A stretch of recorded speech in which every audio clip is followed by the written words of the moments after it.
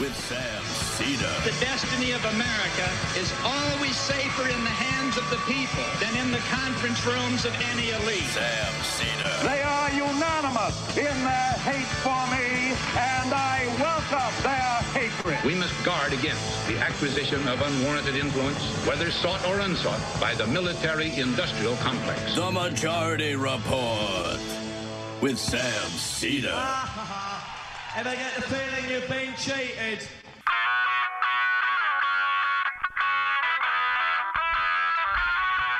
It is Tuesday, June 22nd, 2021. My name is Sam Seder. This is the five-time award-winning Majority Report. We are broadcasting live steps from the industrially ravaged Gowanus Canal in the heartland of America, downtown Brooklyn, USA. On the program today, Professor of Economics and the Samuel Du Bois Cook Distinguished Professor of Public Policy at Duke University,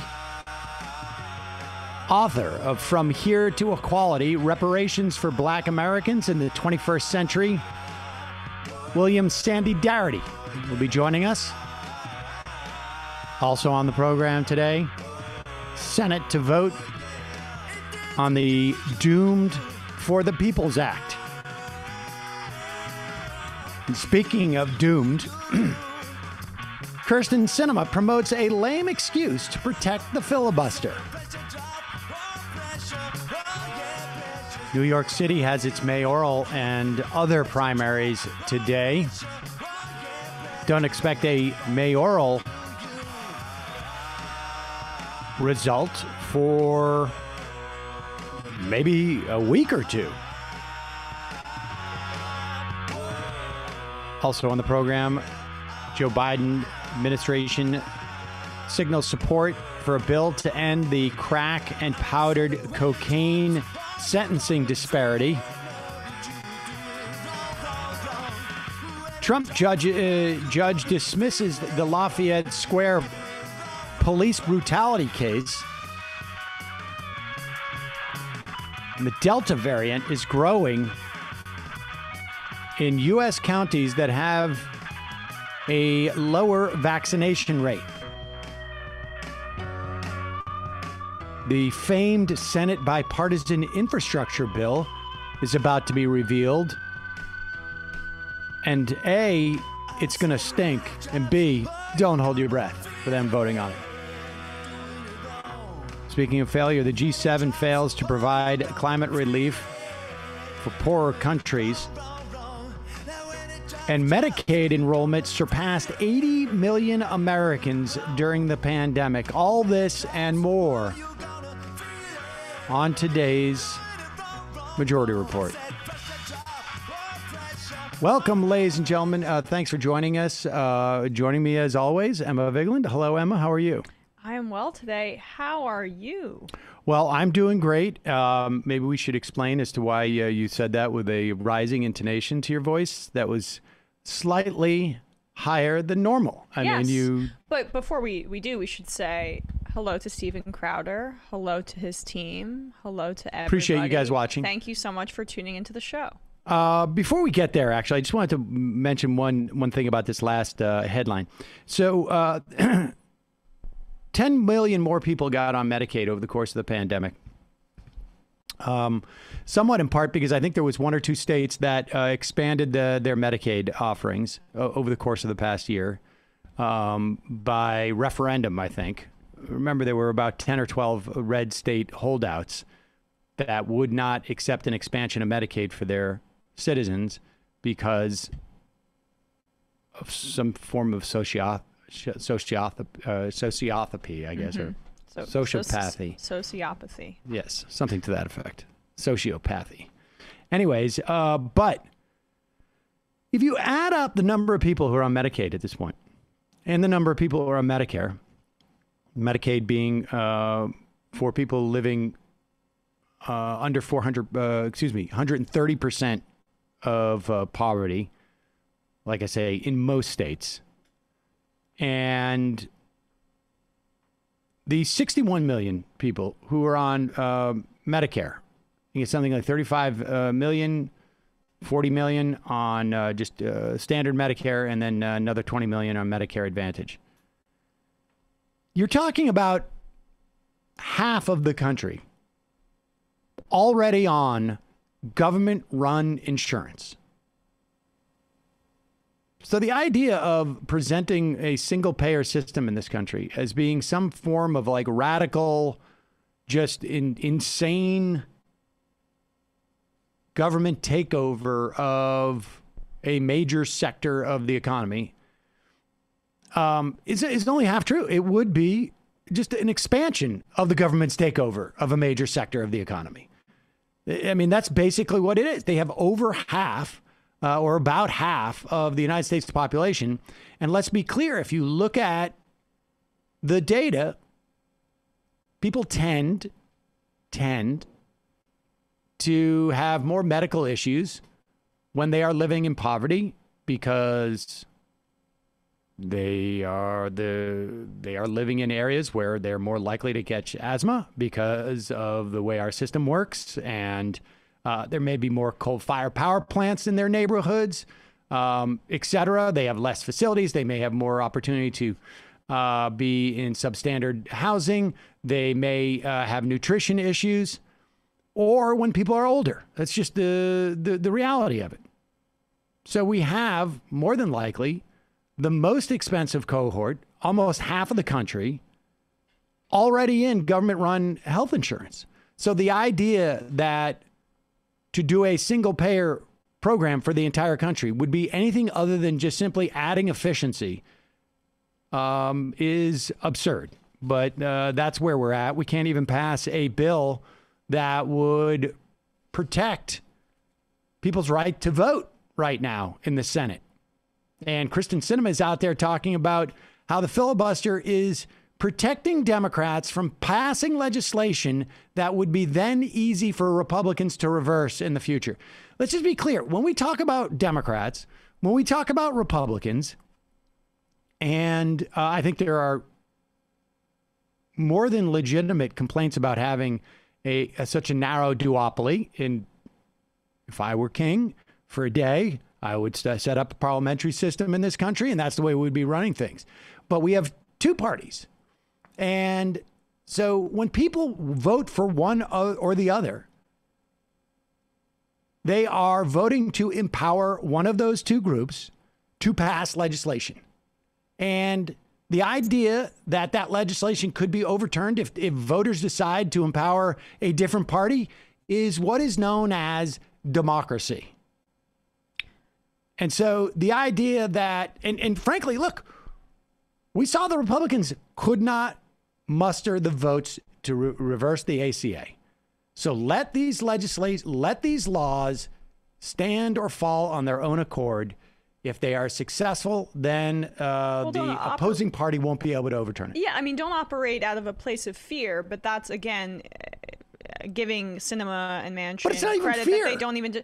Well, that's what I'm saying. I mean, that they are using the idea that, oh, this would be potentially used against us as a cover for, actually, we enjoy the filibuster because it allows us to wield maximum power in this narrow system that we operate in, and we also don't necessarily want to pass progressive legislation because the people that fund our campaigns are not in favor of such. And then they run interference for the Mark Warners of the world, the John Testers, the Angus Kings, whoever the case may be, who want to be in that same cohort but aren't going to be saying it publicly. So, I mean, good for them. They're shielding similarly corrupted and conservative Democrats.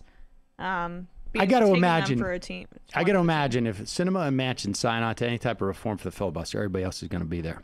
All right, look, yes. I want to address one more thing too, because we got to get to Professor Darity. But I don't know how many people still read Newsweek, but if you do, you probably saw this headline this morning. We mentioned this on this Sam Seder ambushes Steven Crowder on YouTube show, Sparks Meltdown. That is, fairly accurate assessment on some level of what went on. People should know there are a lot of people who just watch the first hour of the show. That's the free part of the show, although we do clip stuff and put it on YouTube. And we do basically two different shows. The first half of the show, we have guests like Professor Darity, an esteemed professor, written a very important book. We have people on to talk about different policies. We talk about different moments in our history, Reconstruction, the Great Compression, whatever, a whole range of more highfalutin topics. And then we have a second half of the show that gets a little bit more, messy, as it were. Right. Yeah, sometimes we also will talk about important issues, obviously, and we'll go into it. And sometimes we monologue, and sometimes we try and expose right wingers for maybe their homophobia, or maybe their racism, or maybe they're just misguided libertarian principles, or we do this for everybody. Cowardice. Yeah, cowardice, or And then it turns out to be cowardice. For a lot of people, don't understand that much of what's happening in politics, certainly over the past 5 or 6 years, have emanated out of the far reaches of YouTube and what they say, social media and whatnot. And so we engage. And yesterday, we pre-recorded the first half of the show because a guy named Ethan Klein, who has a massive YouTube show, I don't know, they have 6 million subscribers, 3 million. Every show he does gets like, 1 million views. And he got challenged to a debate by Steven Crowder, long story short. And Ethan is not a political YouTuber. And they invited me on to, basically discuss the issue with Steven Crowder. And, Steven's reaction was really sad. And we'll certainly get into that more thoroughly in the later, in that part of the program. But the reason I said hello to Stephen and hello again at the start of the show is because he pretends not to know who Sam is, but he seems to be monitoring the show quite There's reason to believe, and we're going to play what we're going to do in the second hour is we're going to play the entire exchange, and we will give a play-by-play as to what's going on, because some of it is hard to understand because the Crowder people got completely freaked out.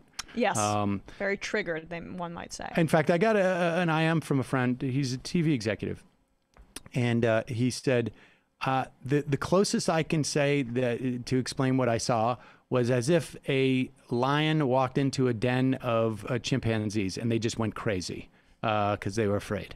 And we'll let you decide. Very lionizing to describe yourself as the lion. I did not describe myself that way. But it is accurate, yes. TV executive did. Yeah. I don't perceive myself that I came in a very gentle way.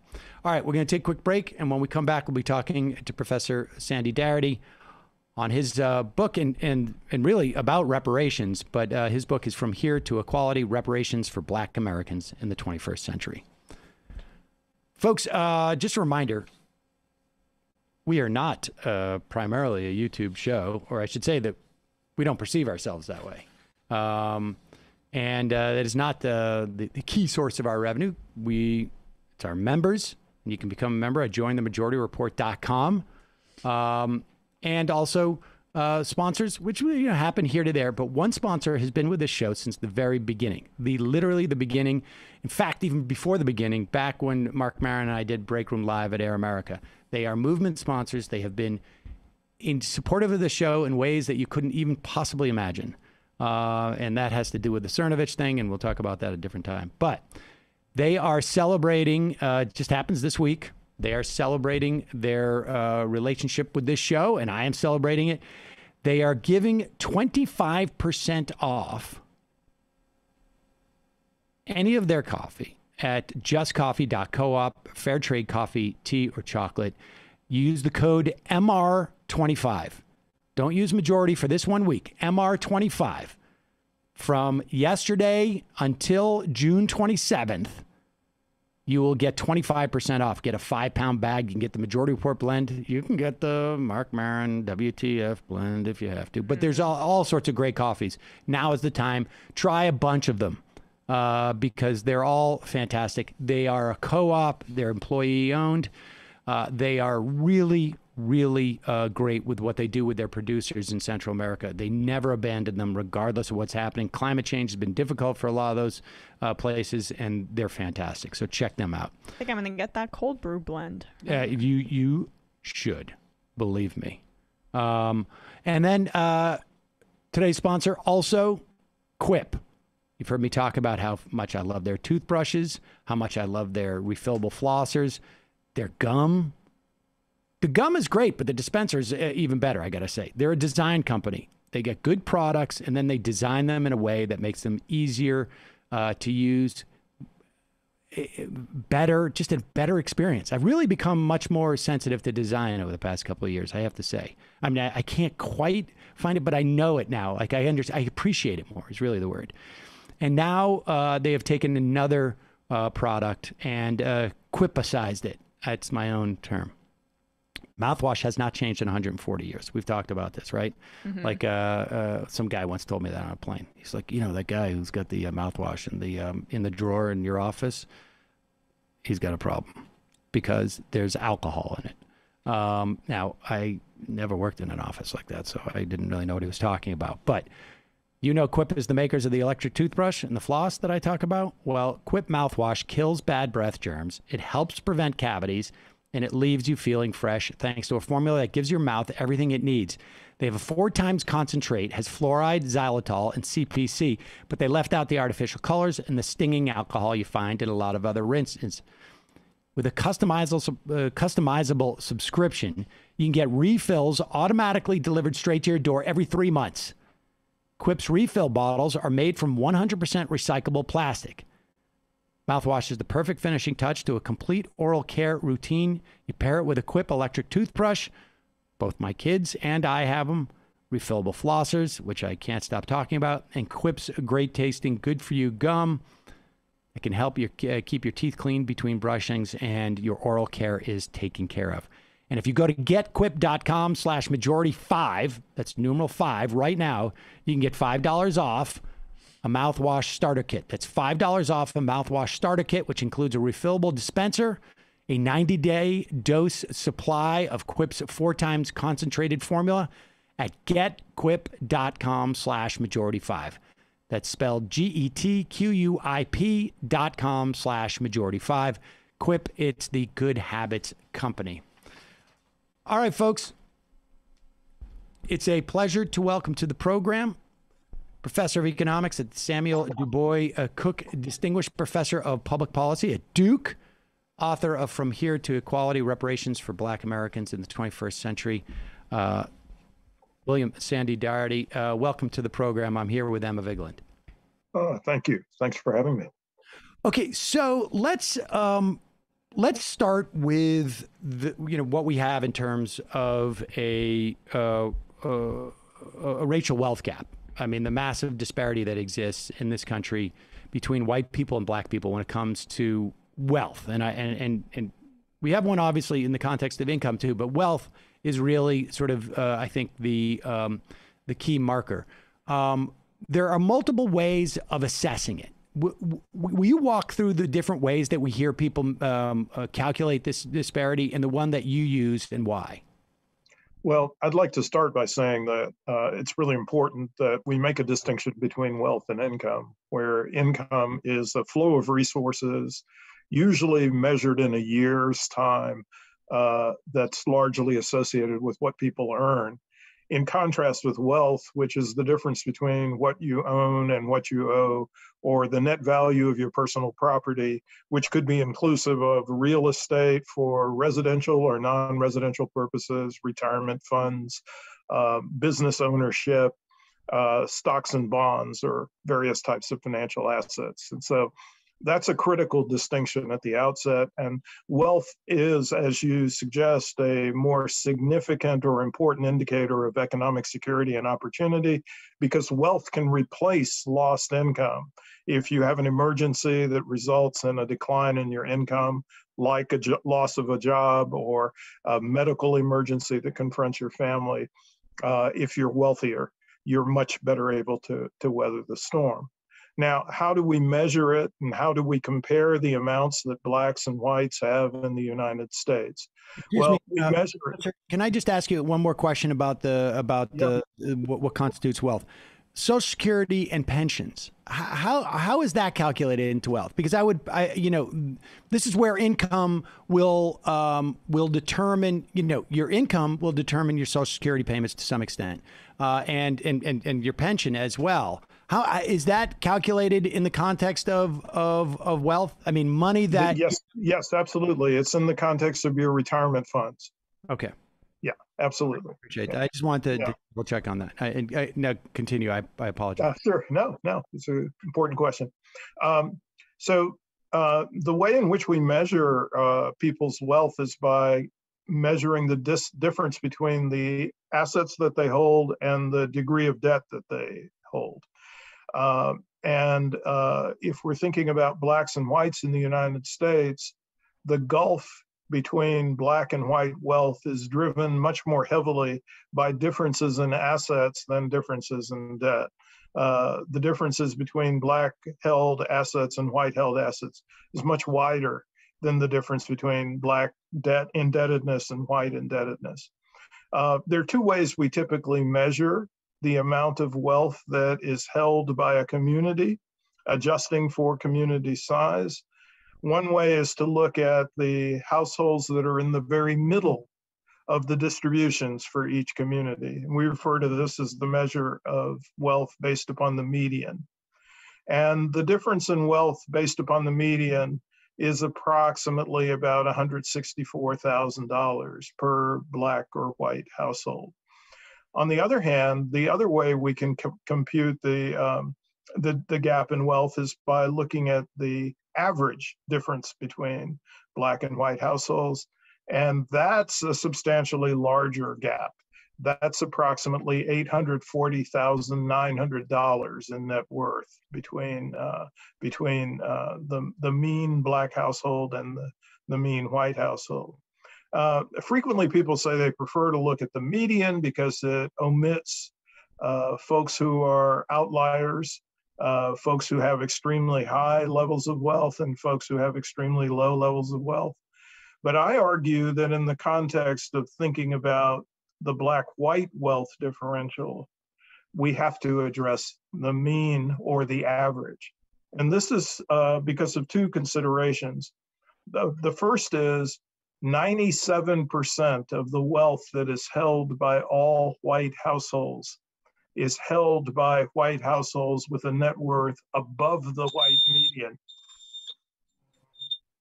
Actually, well, let me just that beeper. I did not set that off, but that is a good opportunity for me to just step in and just make that clear to folks that the wealth is so concentrated in this country that, and we see this actually, I mentioned this in the context of often like how much less of income we're capturing under Social Security because of this dynamic. Yes. That so much of the wealth, let's just for the sake of making it clear, Bezos and Elon Musk and a couple of these guys own so much of the number of dollars that are floating around out there that the wealth is above that median. The all the wealth captured above that median. Yes, only 3% of white wealth is held by households at the median or below for white households. But it's not just because of these extremely rich billionaires, a handful of them, although there are a handful of extremely rich billionaires, but 25% of white households have a net worth in excess of $1 million, and it's only 4% of black households. So if we were to ignore the wealth that was held above the white median, we would be taking the vast majority of wealth off the table for consideration. And how much of home ownership is central to understanding the concentration of wealth as well? I mean, that would be in terms of asset accumulation, probably one of the largest factors that drives this dynamic for and how it continues. So it's certainly very important for households that are closer to the middle of the distribution. But when we start talking about households that are in the upper 30 to 25% of the wealth distribution, then the share of their assets that's attributable to a primary residence becomes considerably smaller. And if we were to look at the average across all households, a primary residence constitutes maybe about 25% of the assets that households possess. So the remainder is retirement accounts, business ownership, stocks and bonds, and non-residential real estate also, which is very, very important.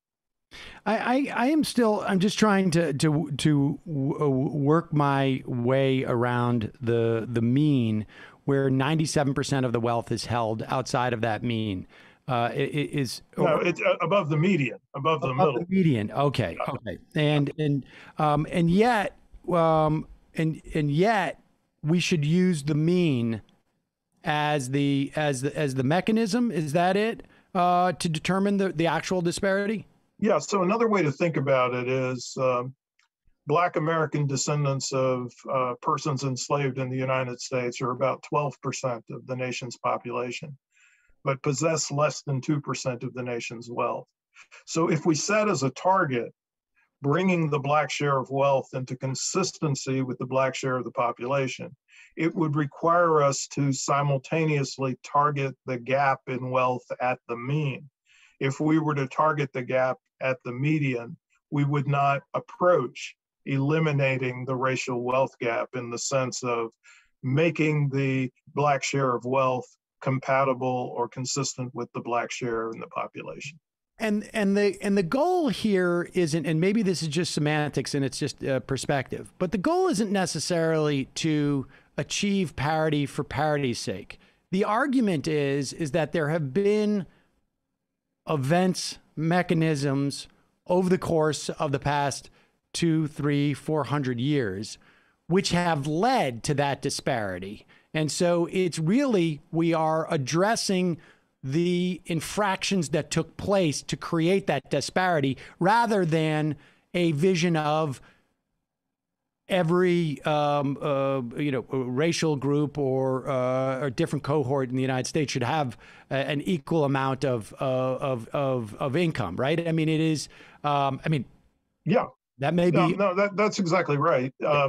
In our book, From Here to Equality, Kirsten Mullen and I argue that the real starting point for the case for reparations that should be directed at the federal government is 1776, with the formation of the new country as an independent nation. Some people say, well, you really should start at 1789 because that's when the Constitution was fully adopted. Fine. If you want to start there, that's okay with us also. The key point is that there's a set of federal policies that have been pursued that promoted white wealth accumulation and led to Black wealth decumulation. And so it's because of public policies that were intentionally designed to craft or create the Black-white wealth gap that we think that that's the appropriate target. It's not a general principle that we should always have intergroup equality over all facets of life. It's because this particular inequality was the consequence of public policy. And it begins with the failure to provide the formerly enslaved with the 40-acre land grants that they were promised as restitution for their years of bondage, a promise that was eliminated and reversed by Lincoln's successor after Lincoln was murdered, Andrew Johnson. In addition, at the same time, the federal government was in the process of providing 160-acre land grants to 1.5 million white families in the Western territories as the nation completed its colonial settler project. These were lands that had been occupied previously by indigenous people, and they're distributed virtually free of charge to 1.5 million white families, leading to a situation where today approximately 45 million living white Americans are beneficiaries of those Homestead Act land grants. So while Black Americans were promised 40 acres, 1/4 of the 160 acres, but then got nothing, white Americans got these substantial land patents in the West. And then during the Jim Crow period, we had a successive wave of massacres, beginning at the end of the Civil War, carrying into the 1940s, white massacres that resulted in the loss of Black lives, but also, with respect to the wealth gap, led to the destruction and or appropriation of Black-owned property by the white terrorists. And then in the 20th century, the federal government moves its wealth or asset building processes away from land acquisition to home ownership.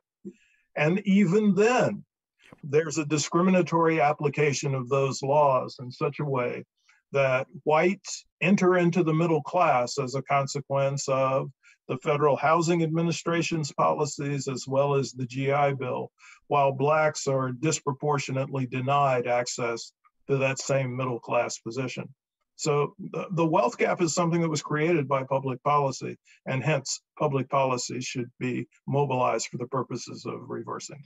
And we should say that that's the abridged version, right? I mean, we can also go and talk about those same massacres that were also attacking the political power of That's correct. Black people during Reconstruction, which ultimately leads to more decisions, cascading a series of decisions that will also disaccumulate wealth for Black people and accumulate wealth for white people. We've spoken to Annalisa Cox about her book Bone and Sinew, about 10,000 Black farmers in what was then the Northwest territories, Ohio and that area in the, I think it was the 1830s, where laws were passed to basically strip these Black farmers of their land. We could go on and on. Yeah, I mean, states like Oregon literally could be described as sundown states because they had laws that excluded the entry of Black people into the state. And I guess one could also argue that there's a knock-on effect to those 160 acres and to the resources that people as you go. I'm sorry, you handled that so beautifully the first time. I don't know. I think they're testing the fire alarm, testing the alarm system at my home. Oh, I thought that was when you thought I got something particularly right. No. Particularly wrong. Or particularly wrong. I don't have a buzzer at my desk. All right. So if we get to that point where we like, at what point how do we start to delineate between, and maybe this is splitting hairs, but I think ultimately we start getting into the realm of the political implications of this. But when do we stop looking at the implications of Black decumulation of wealth or white accumulation of wealth that are a part of the same lineage of slavery versus, let's say, like FHA loans in World War, in the 50s and the 40s, or the GI Bill, or we spoke to Dorothy Brown the other day about the tax code. Like that would impact maybe folks who don't have descendants of slaves. I mean, what is there any point?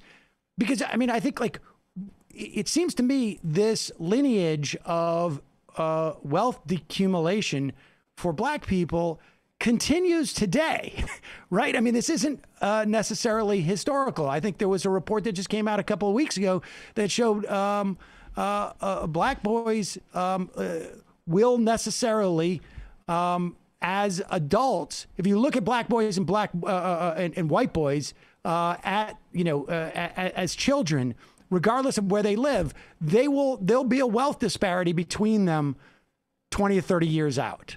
And so this has been ongoing. At what point is there a cutoff in terms of when we're talking about reparations and move into just a sort of, we have inequalities in society that we need to deal with? At what point are we are the reparations like temporally for? Yeah, well, so I think we can walk and chew gum at the same time. I mean, I certainly think that there's a host of inequalities in the society that lead to disadvantages for large numbers of people, whether they are Black, white, Asian, or Latino. And those are disadvantages that need to be corrected. And so as a consequence, I'm an advocate of a set of policies that come under the label of an economic bill of rights for the 21st century, which would be inclusive of things like a federal job guarantee, national health insurance, and so forth. But there is an outstanding debt that has never been paid to Black Americans as a consequence of the failure to meet the promise of 40 acres at the end of the Civil War. And that's a community that merits specific consideration with respect to American national policy. And so I think we do both is my position, but they are not the same policies. A policy of reparations for Black Americans that addresses the racial wealth gap is something that's quite distinct from a set of policies that are universally applicable to all Americans, because not all Americans have experienced the cumulative multi-generational effects of white supremacy. And I guess that's the part I'm asking about, is in terms of like who is qualified for that narrow set of what we call reparations.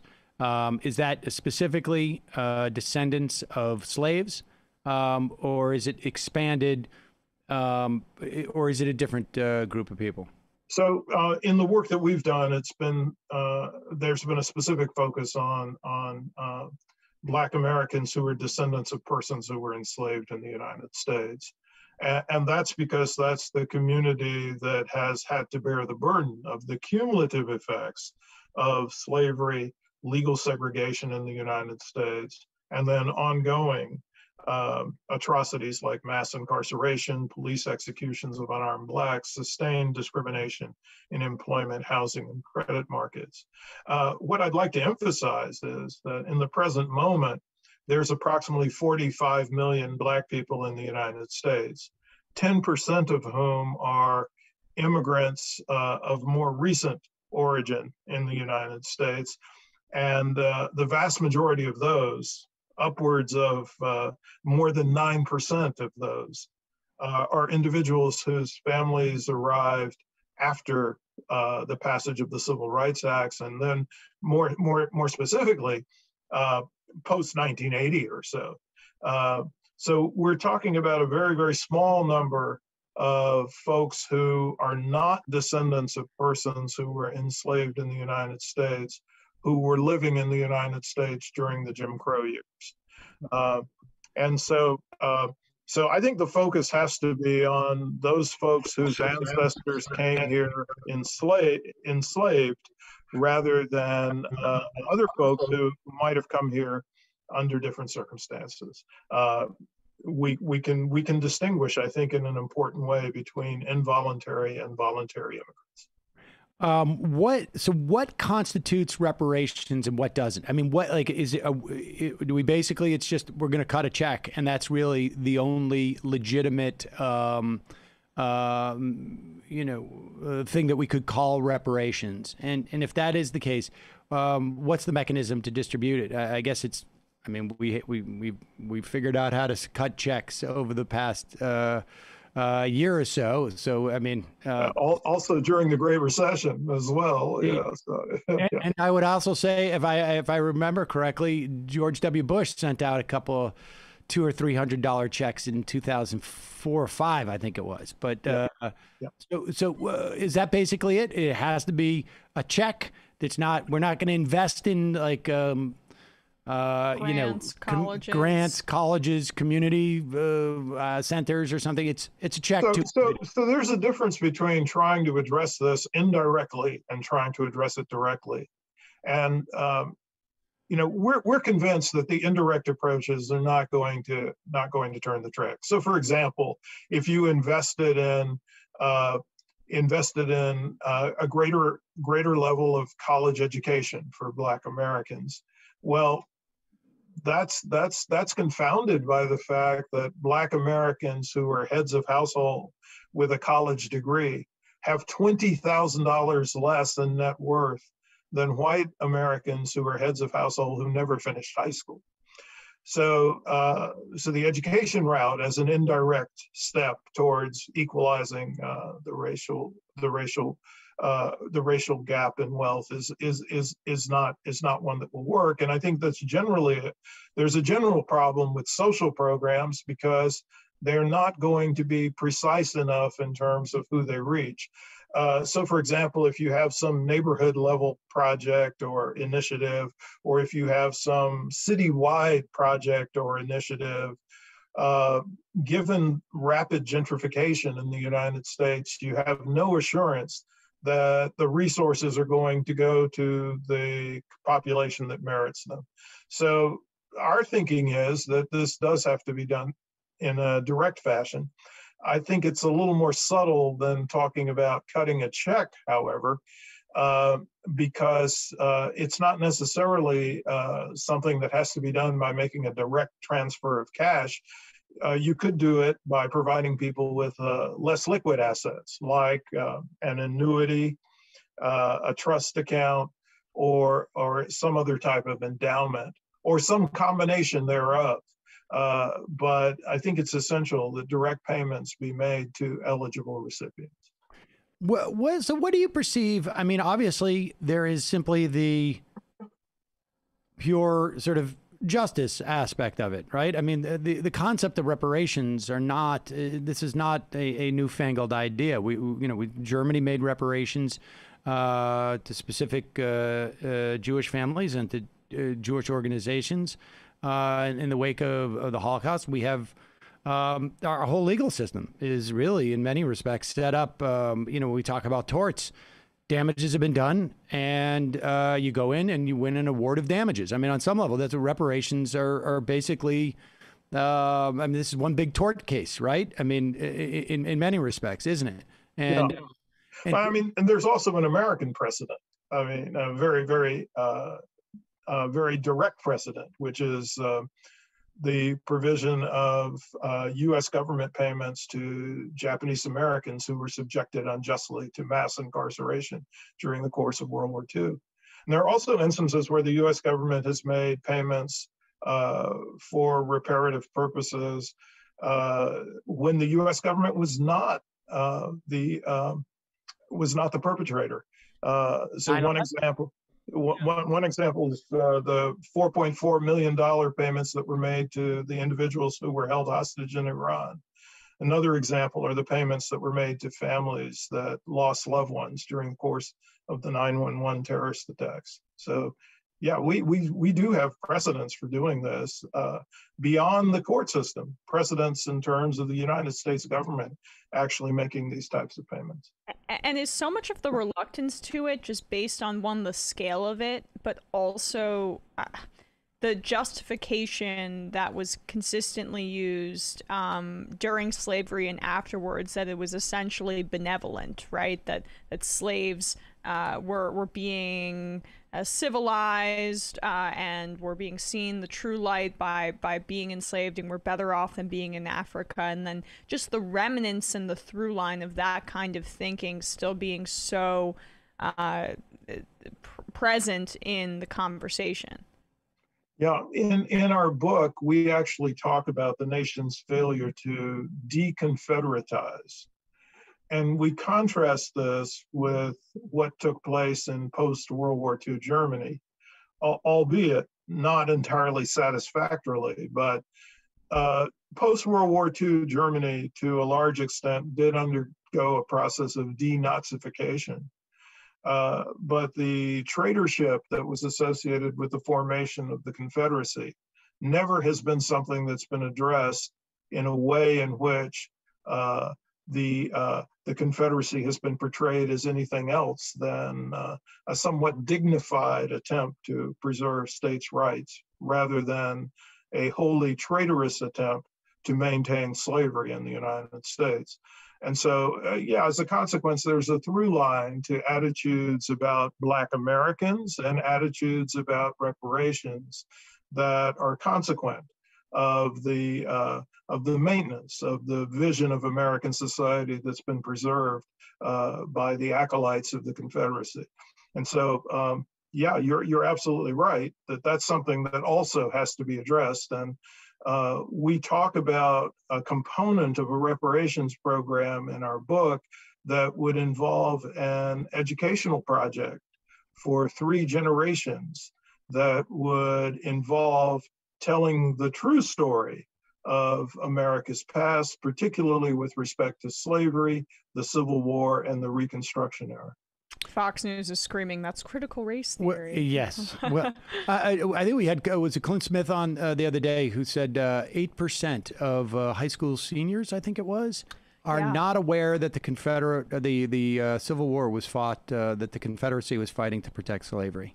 And so well needed. So, but give me a sense of what the other aspects. Okay, so I mean, there's the argument that almost legalistic that there is money owed. Period. End of story. But what would you see as the second order impact of these payments? And we're talking about $800,000. Is that it per person? No, not per person, per household. Per household. Individually, it's somewhere between $280,000 to $320,000. And I think the total I've seen is about approximately $11 trillion. That's right. That's the low end estimate. Yeah. And it could be, like you say, amortized over the course of 10 years, 20 years. It could be a pension type of situation, in the way that we're going to be doing. Yeah. I mean, we're somewhat open-minded about how it could be done as long as it took the form of direct payments. We would like to see it done within the course of a decade. Okay. And so, $1.1 trillion over the course, per year doesn't seem like that much money, frankly, relatively speaking. But what do you perceive to be the second order benefits, both for Black people and for U.S. society at large from this, aside from the idea of like, we can begin to sort of like address this issue that has dominated our politics since day one. What do you see as the other sort of material benefits that could emanate from something like this? So I'm not sure this is a material benefit per se, although I'm going to use the term material in a moment. But I'm not sure these are second order benefits. I mean, maybe they're really first order benefits. But the first consequence of a reparations plan of this scale and magnitude would be to provide Black Americans with the material basis for full citizenship. And the reparations claim is ultimately a claim for full citizenship. And then the second dimension of this that's related is that the country's claim of being a democracy might truly get fulfilled. I mean, that's pretty big one. So how does, I mean, and maybe this is just simply, let me bring up a couple of like sort of potential critiques and political difficulties. What do you say about the idea of, well, we also owe reparations to Native Americans. There have been instances where we have inhibited the wealth of Chinese Americans and Japanese Americans, Mexican Americans. Is that, I mean, what are the implications of those claims relative to what you're proposing?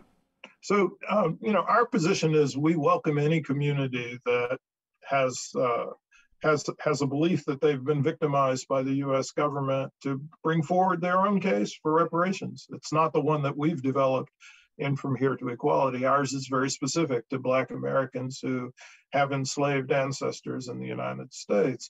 However, I also want to point out that it's somewhat peculiar to us that when the case is being made for Black Americans, suddenly an array of other groups are brought on board and are asked, Black Americans are asked, well, why aren't you including these other groups? Well, when the German government paid reparations to the victims of the Holocaust, nobody asked about other groups. When the US government paid money to the Japanese Americans who had been subjected to unjust incarceration during World War II, people didn't ask, well, what about Black Americans? And they shouldn't have. And I think in a similar context here, the question of reparations for other groups is not relevant to the claim that's being made here. What do you see about do you have a political argument or an argument to the argument that like, oh, this is just not politically feasible. It will be too divisive. Let's not address the we can afford it. We can afford it. That to me is clear. But what would you say to those people? Say, well, this is going to be too divisive. It's going to 70 million people voted for Donald Trump. We don't want to really upset, part of the country, critical race theories, whatever it is. What do you say to that argument? Well, we just, Carson and I just completed an article for Rolling Stone that came out on Juneteenth, where one of the points that we address is people's concerns about divisiveness. And of course, I think that the maintenance of a system of racial oppression is intrinsically divisive. And in every instance in which an attempt has been made to bring Black Americans to full citizenship in the United States, in every instance, this has been perceived as something that's divisive because there's opposition to it. The mere fact or existence of opposition is not a justification for not pursuing the right thing to do. Certainly, there was substantial opposition to the elimination of slavery. It could be viewed as a situation in which the abolitionist position was divisive, although ultimately I can't imagine anything more divisive than the secession of the 11 Confederate states. But yeah, just because something may be viewed antagonistically by some segment of our population doesn't mean it's not the right thing to do. It does mean that the struggle will be hard to win, but that's a struggle that needs to be undertaken.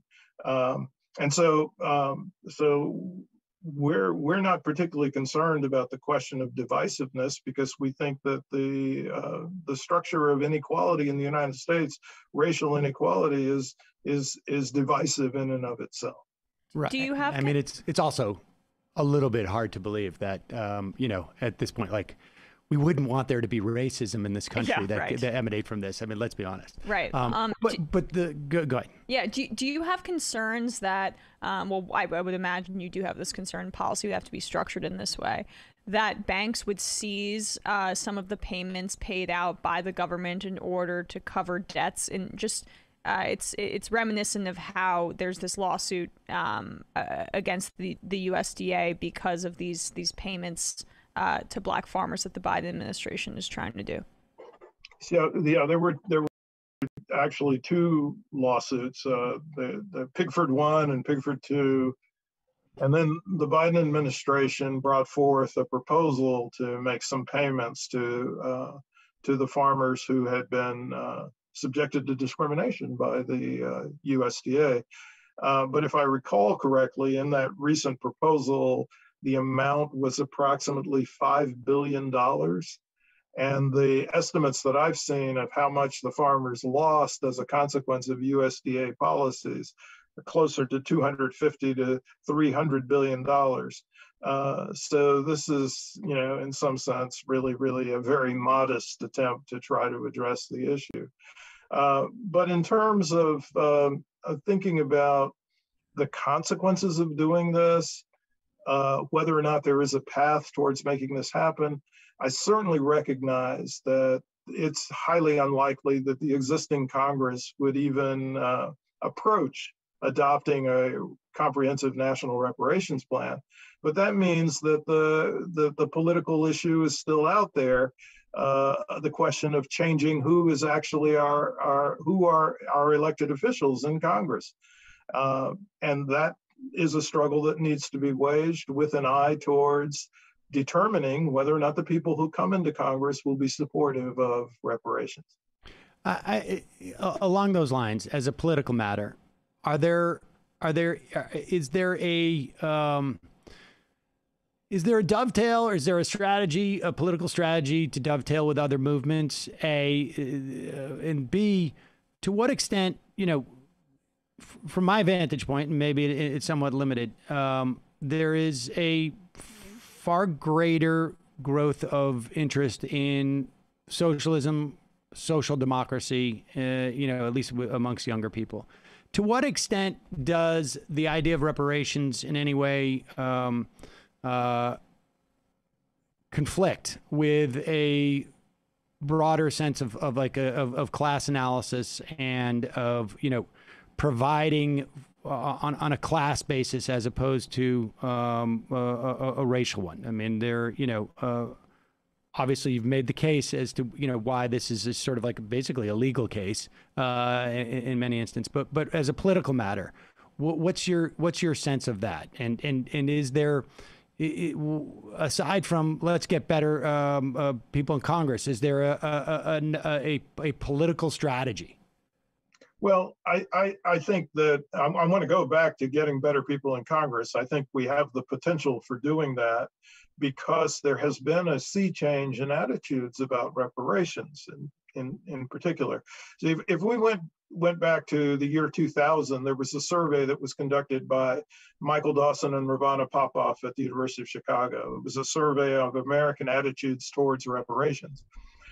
And they found that only 4% of white Americans in the year 2000 endorsed reparations for Black Americans. By the year 2018, that percentage had risen to about 16, still low, but significantly higher than 4%. And as of the midpoint of this year, the most recent surveys that I've seen indicate that closer to 30% of white Americans now say that they would endorse reparations for Black Americans. And if we start talking about millennials, it's somewhere in the vicinity of half of millennials who say that they endorse reparations for Black Americans. So there is a change in attitudes. There is, of course, the 30% of the population that will never be receptive to this idea.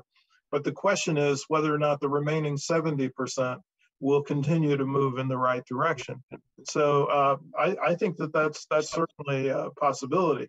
Now, from the standpoint of having a unified movement across multiple groups in the society, note again that I've said that I'm an advocate of an economic bill of rights for the 21st century, which would be a social program for all Americans that would provide everyone with economic security. But I don't see that as something that is in opposition to or a substitute for a reparations plan. I think that they're complementary. Sandy Darity, Professor of Economics and the Samuel Du Bois Cook Distinguished Professor of Public Policy at Duke. The book is From Here to Equality, Reparations for Black Americans in the 21st Century. We'll put a link to that at majority.fm. Thanks so much for your time today. I really appreciate it. Thanks for having me. All right, folks, quick break and we'll be right back. Finish this up.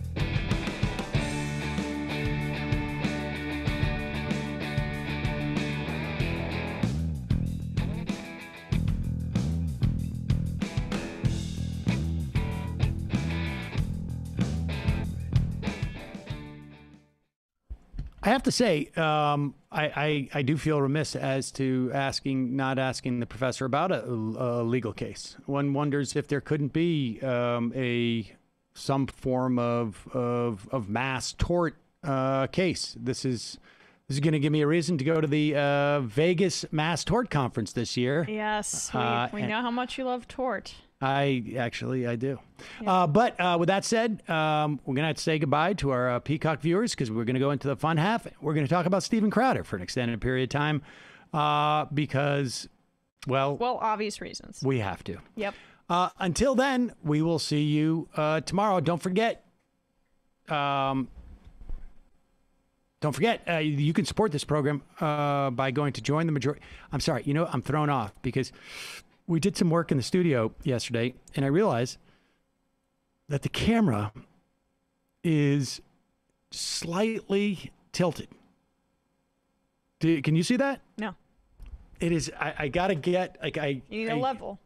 There is a level on the tripod, and I'm gonna have to fix that at the break. Oh, so you're seeing the level on the tripod? No, I'm not seeing the level, but I know when something's plumb. I know when something's true, and it is not plumb. Okay. So it's distracted me. Anyways, folks, you can become a member of this program by going to jointhemajority.report.com.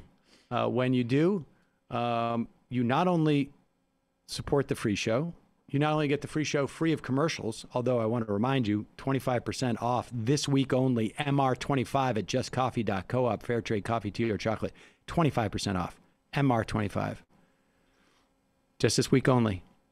But what you also do is you subsidize the purchase of a level that I will apply on that camera because it's driving me crazy. Also, don't forget, Nomi Show, the Nomi Key Show, youtube.com/ the Nomi Key Show. And on Twitch. At 3 p.m. And then Twitch. Say it. _Nomi Key _show is on Twitch. And Matt, what's happening? I don't know if it's Left Reckoning, if it's Literary Hangover, if it's the Crowder Hour that you're launching. Well, I haven't publicly announced the Crowder Did Hour I yet. just...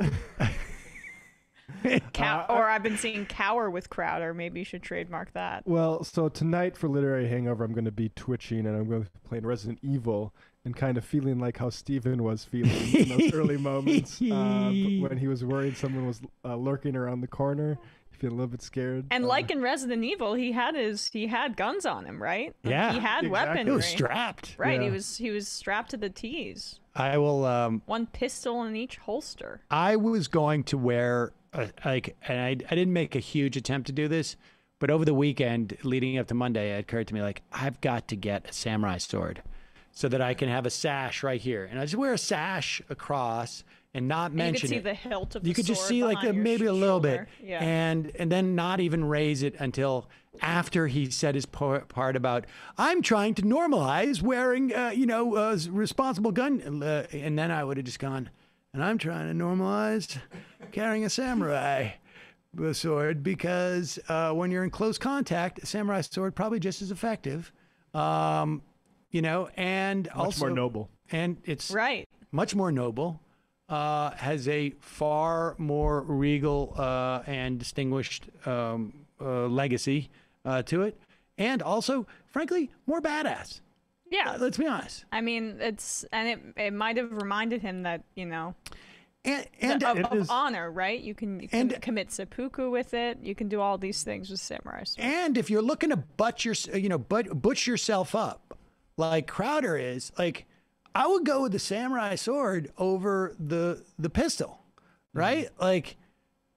It's just, I just think that you're looking a little bit more like you're a man. It's funny. It seems like he really needs that. In the image from that he posted of the Ethan thing, he's wearing not only his holsters, but he's got a big pipe and he's smoking it.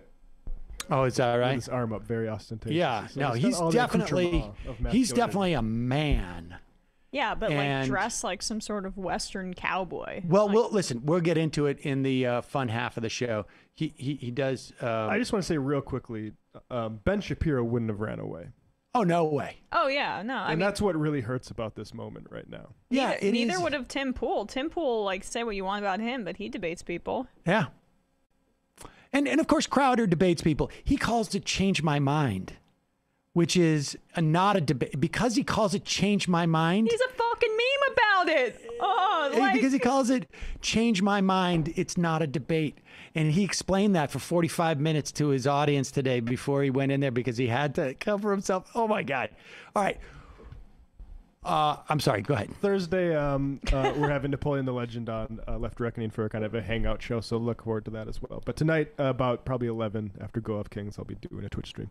Wow, he's taking it late night. Folks, see you in the fun half. You are in for it. All right, folks, 646-257-3920. See you in the fun half. Are you ready?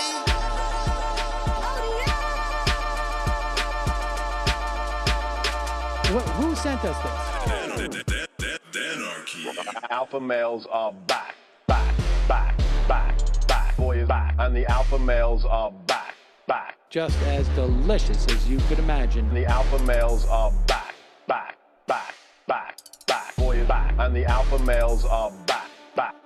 Just want to degrade the white man. Alpha males are back. I take all of it in my throat. Alpha males are back. Snowflake says what? The alpha males are back. You are a madman. And the alpha males are back. Oh no, Sam Seder! What a fucking nightmare! Bring back DJ. Yeah, or a couple of them. Just put them in rotation. DJ Danner. Well, the problem with those is they're like 45 seconds long, so I don't know if they're enough of a break. That's fucking nonsense. See white people doing drugs, they look worse than normal white people, and all white people look disgusting. And the alpha males, psych, fuck them. Snowflake says what?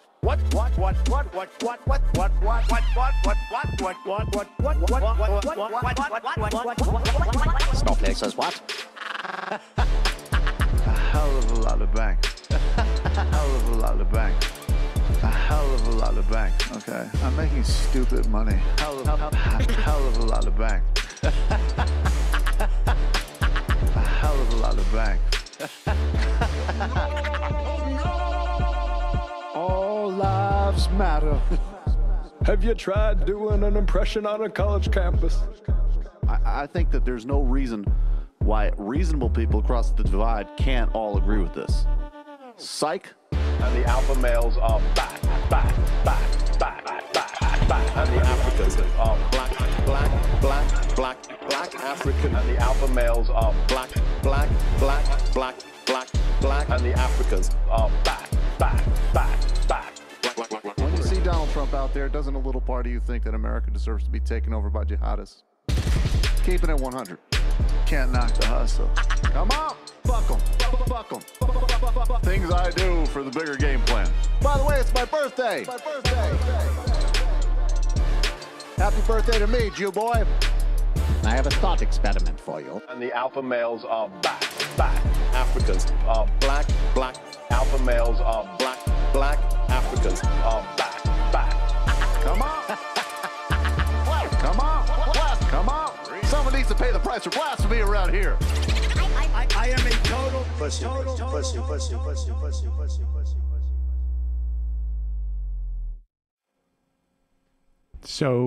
So fantastic. Oh. They got the Crowder in there. Do we want to watch the very beginning of that? Yeah, let's just watch the we beginning missed just it a little bit. yeah. This is a DJ Danarchy, folks. Yes. Are you ready?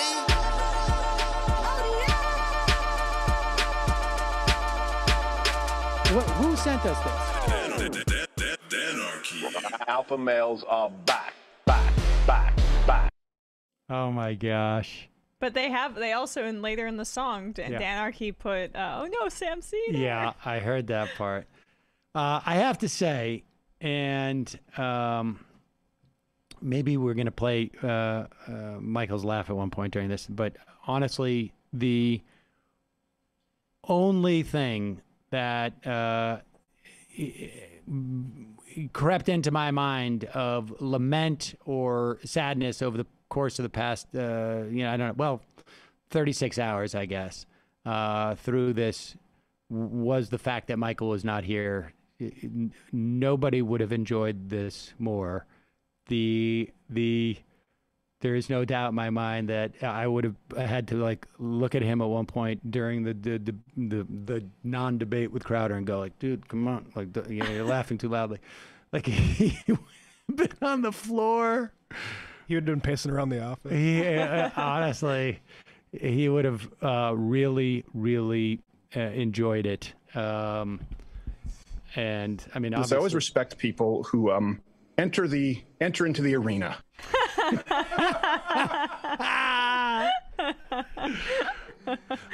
Unless of course they have an excuse because there's a vague lie associated with it. In which case, I have a then general they get a rule, pass. Sam. I have a general rule. This is about general rules. This isn't about me being afraid of you specifically. I have general rules that explains all of this. We got to go through the whole thing because every time I think about it, I'm thinking oh, the best part was, and then I'm like, no, actually the best part was, and then it's no, the best part was.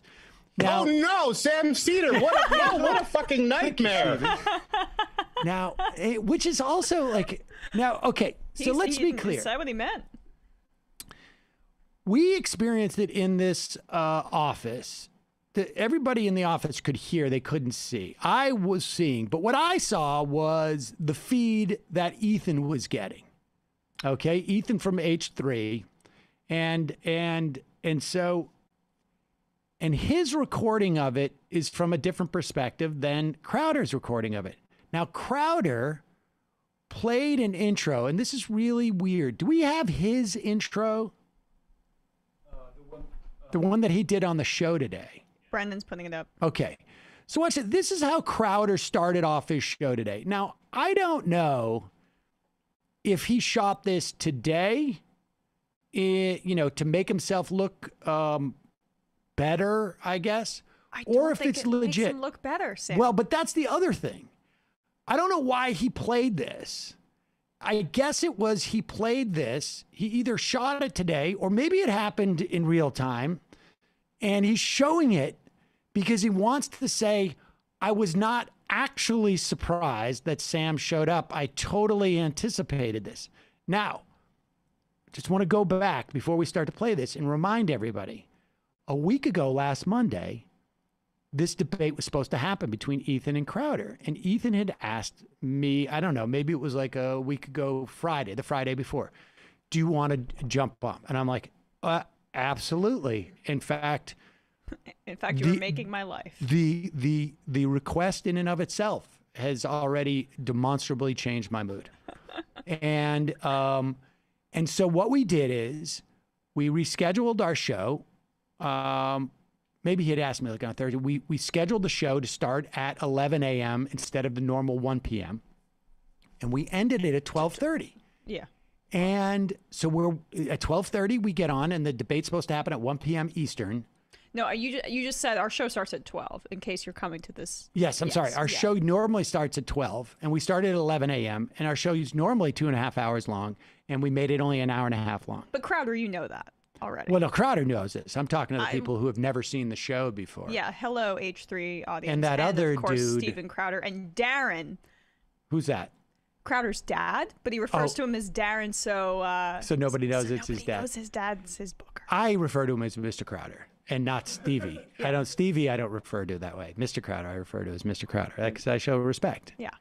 And so we're on with Ethan, and 5 minutes after we sign off at about 12:35, maybe 12:40, Ethan goes, "We just got an email from Crowder." He says he has to go to the hospital with his wife, who is pregnant with twins, but they want to reschedule for next Monday at noon Eastern.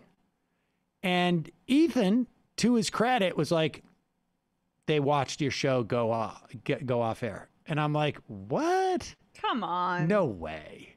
And it sounds like a serious issue with his wife who's pregnant. I've had, as far as we know, 2 children. Pregnancies can be tough. And honestly, I'm like, he wouldn't lie about an emergency with his pregnant wife, would he? To get out of it? And no, but it's not to get out of it. It's that there was the mere possibility that you'd show up. Well, I mean, but okay, well, but let's just table that concept. He's obviously so he punts, and then, but I was also later in the week, I was like, who has an emergency with their wife when she's pregnant and then takes the time to reschedule at exact time? Like, I would be, if it was me, I would be like, somebody just tell them that we'll reschedule. We'll deal with it later. I can't even think right now. I don't know. I'm not going to check my calendar as I'm going to the hospital with my wife or with anybody for that matter. Especially if the person sending the email is Mr. Crowder. He would be just as concerned. This is my future grandchildren. Exactly. And so that was a little suspicious, but Ethan was like, they're watching. I'm like, he can't possibly be that nervous about it, can he? Like, I always thought, he just thought, I don't know. I never thought that he was as terrified of just having a debate as this. I was actually surprised. And so, but I still went into it. We launch at noon, and here is what presumably is happening. And so we pre-taped our show and ran it as if it was live. And you can see him in this. All right, so this is what's happening about 5 minutes before we get on. Who enter into the arena. And, we've had a lot of debates on this show. No. We talked about it on the show quite a bit. No. Yeah, I want to go all the way back to... A man makes an agreement, and a man is good to his word. Yeah. This really comes down to an agreement, good to your word. And I know you always have 2 sides who claim their side wins, but really there's only one side that's based on a lie. And I wish it didn't happen because I really wanted to talk to him about his relationship with Susan Wojcicki and Flip and the support of big tech. Listen to this. I will tell you this. Having been an actor for, I don't know, I guess about 15 years, maybe the last thing I did was on That Good Fight, and I don't even know when that was, 6-7 years ago or something. But I do, voices for Bob's Burger. One of the things that you get training as an actor is being able to maintain your vocal register when you are, even when you're under duress. And I'm not great at it. I get excited and I start going after people. But you can hear a little bit of shake in his voice. This is a day later. And you can hear there's a little bit of constriction that's going on. And he is, he's having, you can read that. I think an acting coach would say to him, look, you got to breathe. In through the nose. Breathe and out talk. Through the mouth. All right, let's go here. Pull it up to Brendan. Pull it up to what purportedly was happening on Monday before we came on. Do you know what I'm talking about? Okay. So it says recording start. Now I'm not sure. This mic hasn't been adjusted, guys. Wait, no. Oh, this is. Hold on. Oh, yeah. Adjust this because. Okay. I have to set it to human height since Dave was doing it. I can see some weird contact thing there. Okay. So this is as he's waiting for Ethan to come on. Right. All right, let me check this. Check 1, 2, 3. Good? All right. Okay, you guys are going to call him and sound check him? Yeah. I bet this guy's going to do anything he can to avoid actually debating. Interesting. Yeah. I think he wants to do anything that he possibly can to avoid. Yeah, let me know when you want to. Yeah. I mean, I don't know. Wait, when you want me to admit him into the room, I'll just do that. Sure. Well, I'll just say you guys do the sound check. I don't want to sit there and talk with our producer, Dan, and stuff. But I don't think this guy wants to do this. I wouldn't be surprised if he's probably going to bring someone else on. was his producer, like a fan of that Seder character. Yeah, that'd be my bet, but hey, hopefully he mans up. Okay, you can do your sound check. Alrighty, here we go. Is there something? Was he this nervous over a fan coming? All right. All right, and so, okay, so now let's go to Ethan's version. So now he showed that today on his show. And I'm going to assume it was real. It's conceivable he could go back and record that. I don't know. I mean, you're stuck on this. I don't know why he would do that. Well, but I don't know why he would show it. He wanted to show. He shows all the boring stuff. Like there's an extended 2 or 3 more minutes of them just like saying, "Hey, we got." Crowder starts talking about like technology to communicate between studios at one point. Right, but he wanted to show that part because he was trying to make Ethan look like Ethan was like two-faced, like he was nice to me and then was so mean by inviting Sam Seder on. The words of a man wearing a shirt that says "Fight like hell" with 2 guns holstered to his side. Here he is. And as we go through it, we find out that he was monitoring the show last week. He is anticipating that I'm coming. All right. He says smart. a fan of Seder. Well, he's talking about Dan because Dan, the producer, was a fan. And so you would think he would be like, good, I'm not afraid of Seder. Yeah. What I'm going to do is I'm going to debate Seder right in front of Ethan. I'm going to destroy Seder. And then I'm going to say, Ethan, you're a coward. So you brought your surrogate who I just dispatched and you're a coward. And look at this. I didn't even have coffee this morning or whatever. That's the way that I would have handled it. Yeah. But it's as if he didn't come up with a plan. That's what's sort of weird about it. All right. He didn't even want to acknowledge what was so deep in his fear, right? It was too fearful. It was too scary of an outcome. You don't want to voice it out loud. Yeah, because if you speak of it, it becomes real. Right. I also want to say, I don't think it was stitched together, but some people in the chat are thinking it was. So if it was, I assume somebody will probably clip the point and will. Yeah, I mean, I was looking at that coffee cup. I thought that was a sort of a weird move. But either way, it's a bad effort if they are trying to go back and. But I don't understand even why you would show that necessarily, because it makes the question that you were ambushed. You should have been prepared for it. Yeah, you clearly, was it really an ambush when you're really that convinced it's going to happen? And he was that spooked when he already had let's an be inkling? Let's also be clear. It's not like I came in with Steven, here's, pictures of you getting, punched, or here's, here's the time that you went up and, interfered on Jenk's panel at that conference in 2017, whatever that thing was. I mean, it's not like that, South by Southwest. It's not one of those. I just came in and I said, I'm willing to debate the issues that you have prepared for. I was willing to debate any issue. Any issue he wanted to do, I would have debated him, but he didn't want to. All right, so let's play. Should we play Ethan's? Yes. Yeah, let's play Ethan's. That was an appetizer. Here's the. I have my next guest on the show, and I've always said this. I always respect people who enter into the arena. And we've had a lot of debates on this show, which is different from a change from when we sit down and have conversations. But my old Brazilian jiu-jitsu coach always said, "You come switch, we go switch. You go spicy, we're going to do a little spicy." So we're always trying to keep it as respectful as possible. And I really do appreciate the guy making the time, because a lot of people haven't. Has a huge YouTube channel, several YouTube channels. One of the OGs. A lot of people watch him. You know him. Some of you like him. Some of you don't. Same can be said for me. Ethan Klein from H3H3. Ethan, thanks, man, for making the time. You're very welcome. And I just want to say, I know you called me. You said that I would be a layup.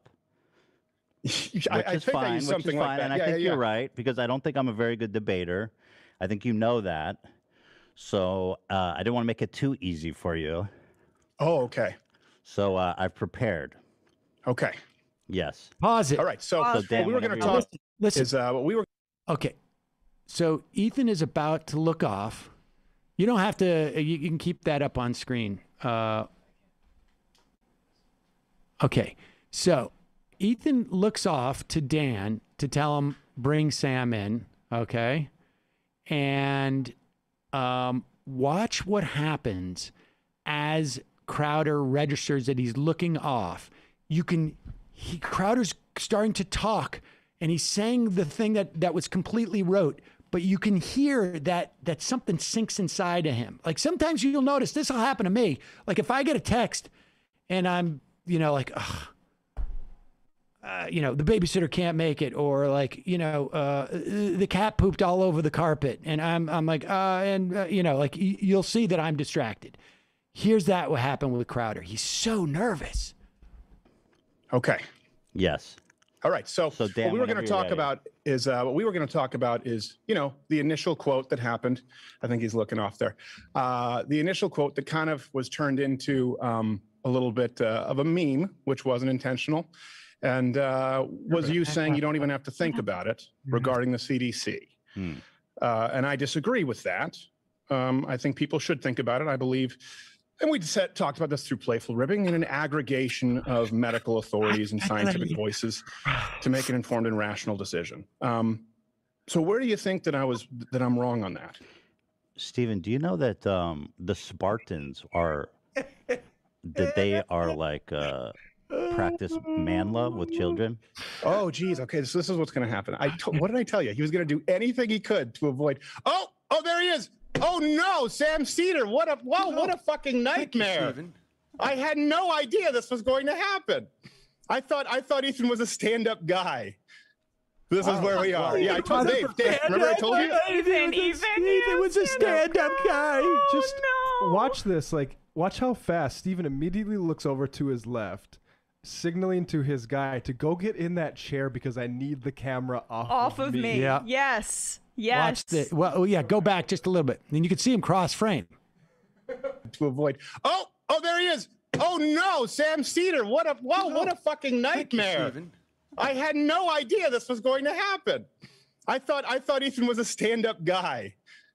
This is where we are. Yeah, I told Dave. Remember I told you? I said this is. I guarantee you, he's going to do anything he can to avoid the debate. Oh, I just think he believes that he should debate you. No, he doesn't. He just takes advantage of women with mental health issues. Ethan Klein doesn't stand up and do his own I fighting. gotta say, It's just hilarious. Let's bring on FM. That you would do anything to avoid talking to me. I think the point that you made Yes, at the beginning of Joe this Rogan. Yeah, Joe Rogan and Ben Rubin and Dave Ben Rubin and Shapiro. Jordan Peterson and Noam Chomsky and Sam Harris. Everyone's been avoiding. Pause it for 1 second. What is going on with him saying that Noam Chomsky won't speak with me? You've spoke with Noam Chomsky. Yeah, I've interviewed him back in the radio days, and I mean, it's never. I imagine he would. Maybe Noam Chomsky has been on other podcasts going like, I won't talk to Sam Seder. Well, at the very least, we're not saying, hey, Noam, debate Sam, you scared loser.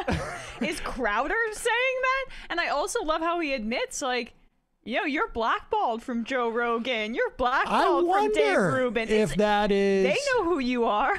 Yeah, and I'm not looking to debate Joe Rogan. I would debate Dave Rubin, of course, and Sam Harris, and yes, Brett Weinstein. Okay. And what? I mean... And can we just say, like, recognition is one of the kind of the overwhelming emotion of these guys upon seeing you. It's not, who is this guy? Well, that's the weird thing. He said it at the beginning of the show that he put up. This is the weird thing about it, is that his whole argument as to why he will not engage in a debate with me is not that I'm an unfair debater, not that and people can go back and look at every single debate I've ever done. The vast majority of them, and I can think of one where I yelled at Michael Tracy, but that's just because I think he was a garbage person. But every other one, Charlie Kirk, Politicon, or whenever I've had any libertarians on, I am respectful because I have the advantage of knowing that what they're arguing is complete nonsense. And so I don't need to do any of that. And if the argument is that you're not debating me because I'm not well known enough, how is it that all of these people that you claim that are the biggest, YouTubers on the right are specifically refusing to debate me? Like, I'm not sitting there going like, I refuse to debate Xena5832, who's got an egg on Twitter. I refuse to debate that person. Also, talk about the whole IDW and Crowder just being thirsty for Don Lemon to come on my show and debate me, or whatever Brett Weinstein wanted. What was that musician he was getting back? Billy Bragg. Billy Bragg, yeah. Yeah. These guys are complete celebrity chasers. Yeah, and you mentioned the egg on Twitter. That's who Crowder debates. Exactly. On college campuses. Oh, no. That's not a debate. He spent 20 minutes explaining at the beginning of his show today. Change my mind is not a debate. It's just when he goes and has an argument with college students. That's different. It's so obvious. What are you, a girl? I think he calls me a girl a woman a couple of times. But we'll get to that. But all right, so continue here. Rubin and Jordan Peterson and Noam Chomsky and Sam Harris. Everyone's been avoiding. And not just attempting to get your audience by jumping in. Well, I debated with Charlie Kirk. Stephen, I mean, it's about issues. Let's talk about those issues. That's what you're doing here. Valid points. You're so clever. I had no idea that you were taking your show off early last time, coming in today with your pig pen peanut size. I wish every. You take those off with a velvet. Yeah. So when he said that, I got to admit, I was like, oh my God, this guy is staying awake at night. He's lying about his pregnant wife being ill as a way of avoiding dealing with me. He is that for a guy who's like, your YouTube viewership is too low for me to debate. But I am so terrified of getting into a conversation with you that I will lie about my wife and what did you say? I have twins? Yes. I will lie about my pregnant twins. I'll invoke them to get out of this. Yeah, it's really, and it was also like, wow, this guy. I mean, I always speculated he was afraid of me. Why did he think in that moment that revealing that he was aware of what we did last week and basically telling us that he reacted to that, why did he think that was going to be good for him? Well, I think to a certain extent, he's either so terrified or so dumb. He doesn't know. I mean, here's the thing. He was too panicked. Here's the little secret. The reason why, and I look at Crowder and, to the extent that I've seen his clips or I've seen his, change my mind, I don't think he's an idiot. I think he's capable of tying his shoes. But they stay in such a bubble and expose themselves only, again, he has these arguments with college kids on campus. And I'm not diminishing 19-year-olds, but he's coming in there. He's got, as he's told us many times before, millions of YouTube subscribers. It's intimidating for the college kids. They don't feel comfortable with the format. He does. And he feels he needs all of that. And when he's in an environment where it's not that, even though he's sitting in his comfortable studio, he's got all his crew around him, the 7 or 8. He's got his holsters. He's got his guns. Guys, schlubby guys around him. And he's got his gun. He's literally packing heat. He's got his armor. He's built up, right? But all of that stuff that he's built around himself, and the opponents, the college kids who aren't schooled in this kind of stuff, and then the body armor and the guns, it's all meant to protect his fear and his ego, and he didn't have it. It's here. very strange that he was that worried about me coming on, and then it was really strange that wait, what was your plan? Just to have your producer come over and try and run interference? Because, like we said, Ben Shapiro in this moment, it's just useful to contrast, would have said, all right, fine, Sam, we're going to do it. Right. You want to talk about masks? We're going to talk about masks. Exactly. And that's the best thing I could say to Ben Shapiro. Now, everything else after that would be atrocious. But continue. You're so clever. I had no idea that you were taking your show off early last time, coming in today with your pig pen peanut size. I wish every. You take those off with a velveteen really are buttons. We must have been black very eyes, right aren't about they? this. Like, Let's pause it. There, so he's referring to my pig pen Peanuts eyes. peanuts eyes. Velveteen rabbit eyes. Yeah. Now I'm not sure exactly what that means. He's mocking my eyes in some way. Let's table that because he comes back around to it. He's really obsessed with my eyes. It's odd. Get obsessed with another man's eyes. Yeah. Well. Oh, all right. Oh, no sound. No sound. He came back to it at the end, and he wanted me to take my glasses off. And when we get there, we will. And I mean, next thing you know, he's gonna ask you to take your shirt off. I mean, he's maybe we could go shirt off and do a little bench pressing. Maybe he oils me, I oil him. I don't know. I don't know how this works. I mean, I don't think you're suggesting it. I think that's maybe something he might suggest.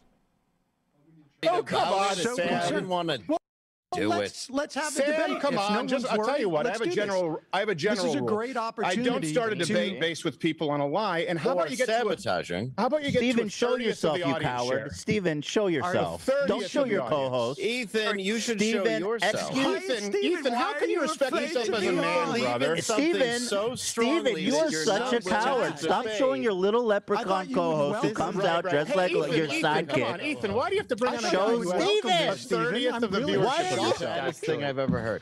So you have a Just guy show with Steven. less I'll pause it viewers for to one come second. on to I want debate to him. explain something else. This is the feed that Ethan's getting. What Steven has multiple cameras. He has a major studio. And so what they do is there's two things that happen. There's the live switching that takes place. And then there's all the footage that they have saved. So for instance, we never see his studio camera that's up there. And he's got multiple cameras on. He's got cameras on his producer. He's got cameras on himself. He decides to feed the producer because Steven is hiding from Ethan during this, and me, I guess. But on his show, they use the footage of when Steven wasn't going, Dad, get Dad in here. And like wiping sweat and making tears. And cutting it, and they cut it as if they weren't doing that. And so you'll hear Ethan on his version, on Crowder's version, say, don't hide. And it's on Crowder because they were in major damage control, right? They were in major damage control after this. Well, they're screaming. They're so upset. Well, do we have that video my buddy sent of the chimps? When we'll play that in a second. All right, go ahead. That's the saddest thing I've ever heard. So you have a guy with less viewers to come on to debate him because you can't. Well, obviously, if I'm a layup and not a debater. Well, look, you're the one who called. You're the one who got Steven's the one that got angry about Show it. Steven. Don't be such a coward. All right, hold on. Let me hear what Pigpen has to say here really quick. Fair enough. Show but Steven. Ethan, look, I don't. Hold on a second, Ethan. This is because initially I came on here to talk with Ethan. Ethan, come on, man. Look, the same reason that I haven't ever had a conversation with Sam Seder is the same reason that Joe Rogan, Sam Harris, Brett Weinstein, Dave Rubin, Ben Shapiro don't own anything. It's based on a lie, Ethan. Just What's like the you lie? claiming my Ethan. What's the lie? You claiming my What's the booker lie, reached Steven? out to you, Ethan, when you know Steven, that's what's the not lie? true. There's no What's one the ducking lie? you, Why Sam. are you I've so never afraid? Sam, Yo, listen, I think you're a smart I can guy. call out Mike I don't Tyson. understand why it doesn't mean that I'm you ducking are so him. worried about this. Why do you I feel that? honestly Why do you don't. feel that anyone, Sam? Why do you feel that anyone owes you airtime when you have the 40th of the audience? Let's deal with this Mike Tyson thing. Does anybody think in a million years, it's one thing for Steven Crowder to be going like, I want to fight Mike Tyson. I want to fight Mike Tyson. But if Mike Tyson's in a ring and he's got his gloves on and Crowder jumps up and goes, I'm ready, man. Let's do this. Do people think like Tyson would go like, no, I'm not going to. This was based on a lie. This was based on a lie. I'm not going to box you. You don't have, you're. I thought I was gonna fight Logan Paul or whatever, like some, but actually it's it's Steven Crowder. You only so. weigh 185 pounds, and I only fight people who are at least 195 pounds. So you can get up in my face, but I'm not going to box you because that's the way I operate. I mean, why does... Not to call Ethan Logan Paul in this situation. He is, it's more Crowder calling himself Mike Tyson. Yes. And also, I just want to point out so now the thing that Crowder keeps falling back on now, and what he's obsessed with is that, oh, Ethan, you're a coward and you didn't debate me. Ethan from the start was like, I'm not a good debater. I'm in this area. I'm not in politics. He's conceded that point. Yep. So that's like, Crowder, you've got literally nothing now because Ethan's already said, yeah, that's why I brought Sam on. Yeah, he doesn't care, actually. He really doesn't give a shit. Okay, go ahead. I think you're a smart guy. I can call out Mike I don't Tyson. understand why it doesn't mean that I'm ducking him. You are so worried about this. Why do you feel that? Why do you feel that anyone, Sam? Why do you feel that anyone owes you airtime when you have a 40th of the audience and you've been doing the show? I don't think anybody for 10 owes me times airtime. I think that Ethan has just given it to me. I didn't ask him for it, and so no, you've been begging for it for a long time with everyone bigger than yourself. You so he worried about can't build an audience, and so what happens is he uploads 15 times more. Do you think has your less than a audience 50th of the audience? Well, that's why he wants to debate you, is so he can build his. Sam, come on. Your audience cares that I only have 1 million subscribers and you have what, 6 or 7 million subscribers? Let me answer. Can I answer your question? Can I answer your question? Can I answer your question? Sure. You want me to answer your question? My audience would say Sam who? Just like Joe Rogan's audience and Ben Shapiro's and Dave Rubin. Who I am. Now they all know who you are because you had to shoehorn yourself into another coward show. College students, every day that you do that, change my mind. Hold on a second. They don't know who those college students are. This is another lie. This is another lie. Let me clarify, Sam. Let me clarify, Sam. The change my mind, everyone knows in the show. Change my mind. Change my mind is not actually a debate. It looks like a debate. I'm sitting down with college students who disagree with me, and I am telling them, change my mind, and I'm responding back to them, but it is not a debate because if I say it's a debate, then my whole story about why I don't debate people who people don't know would go out the window. So I've already discussed that. Yeah, it's one not for Steven. It's not meant to look like all comers can just come in and give me a debate. We actually just it's and he knows who Sam is, and he's already admitted he knows who you are. Yeah. I should have said, Steven, change my mind. Change my mind. Therefore, I've entered into the change my mind zone where I am allowed to. That's exactly, I didn't have a debate with this 5th grader the other day about, I just said, change my mind. Unfortunately, Steven's chat was disabled for his live stream this morning, so we couldn't tell. But from the comments, it appears that people actually do know who Sam was. They have quite strong opinions of Sam in Crowder's audience. Interesting. So. Yeah. Interesting. Why did he disable the chat? It's like he's not really interested in the free exchange of ideas. Our chat is enabled, folks. Hello, chat. Chat is enabled. We will also get to phone calls and IMs. And we should say also, all of these people that he's named have had people who are not well known on their show. I mean, and I would add, I am an MSNBC contributor. I mean, we're on the Peacock app. Sellout. I mean, I don't know what to tell you. He is clearly lying. I'm a huge sellout. You don't get those kind of bucks. You don't get those kind of bucks by not being known, ladies and gentlemen. A 40th of the audience, yet you have, whatever, 1 million. I mean, it may be our YouTube audience, 40, maybe a 40th. At one point it was 40, at one point it was 15, Yeah. 6 times, whatever. Day that you do that, change my mind. Hold on a second. They don't know who those college This is another students lie. are. This is another lie. Let me clarify, Sam. Let me clarify, Sam. The change my mind, everyone knows on the show, right? Yes. We've had How professors did you know on the. I ended my show early last week, Stephen? If your audience doesn't even know me, because you're an idiot, how and did you half know of your that? staff Do doesn't you like watch my you. show? Because I'm Pause a it. diehard Pause fan. it. Pause it. Brendan leaked it to Crowder. Yeah, Brendan. That's part of the op. All right. Brendan, you better get on mic for this. Now, I understand there's a little bit of pressure. Now. Don't worry, he won't retaliate by firing you. All right. Yes. But he might. Now, Brendan? Yes, Sam. Well, we'll start with Emma. We'll land on Brendan because I have my suspicions. Emma, you haven't been here that long. You don't really know. Really, just 6 to 8 months. My allegiances. But I'm going to look away, so I'm not in any way intimidating you or pressuring you. And we're doing it on camera. People can see that if in any way that I dock your pay or your commissary privileges, if for whatever reason you don't get the extra dessert that maybe Matt might get, people will know. People will know. So, Emma, can you stand me? I told Crowder about how you never turn on the fucking AC. God damn it. But that you're not answering my question. If I promise. That's one of the staff that's that hates you. Between Brendan and I, we just need to hate you a half. And then Crowder's right.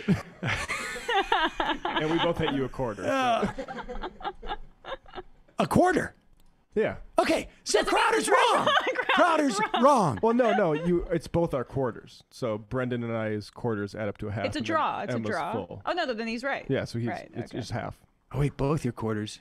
No, shit. I'm taking it down to 75% because so I it's do. only, yeah. I do like when you leave me those extra cookies that Okay. you refuse to eat. So, in other words, only 3/8 of the staff can't stand me and hate me. All right, I just wanted to make that clear. So, when we're talking about lies, Steven Crowder, but like 3/8. I think you'll find it's 3/8. Let's investigate that. So, like, what's he hinting that one of us tipped him off? Like, maybe be more prepared, Steven. Do it. Wait, where's my board? You got to. Oh God, he comes into the studio first time. Okay, I'm sorry. Well, you said that again, Matt. One of you guys, what? Yeah, when you guys tipped off Crowder.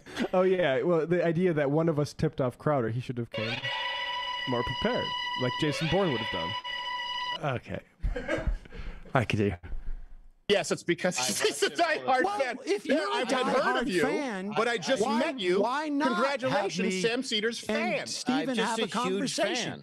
I will Well, talk right now, about every the time I issues try and that talk, you you're want to talk interrupting, about, Sam. Steven. Yeah, right now, I'm trying to talk with you. You're interrupting, Sam. bombarded the show. Okay, You go ahead. bombarded my I interrupted him. That's what it is. Incidentally, if you look at the version that he put out, my audio is ducked. They lower my audio in that. Now, remember, they have separate channels, so it's not mixed. There's no doubt in my mind. On Zoom itself, it saves the channels. He ducks our audio. In addition to Newsweek, now Vice has covered the story. Let's go. Okay, good. Show under a false pretense. You claim that just like you claim that I ducked the debate with you under a false pretense. Have I ever? That is what the Politicon people told me. Oh, is that what they told you? Well, so you're just lazy with your research? And if Pause it. Let's do some research here. Steven's going to say, like, I never went to a Politicon. There was like 3 Politicons, right? I think there was 3. I only went to one.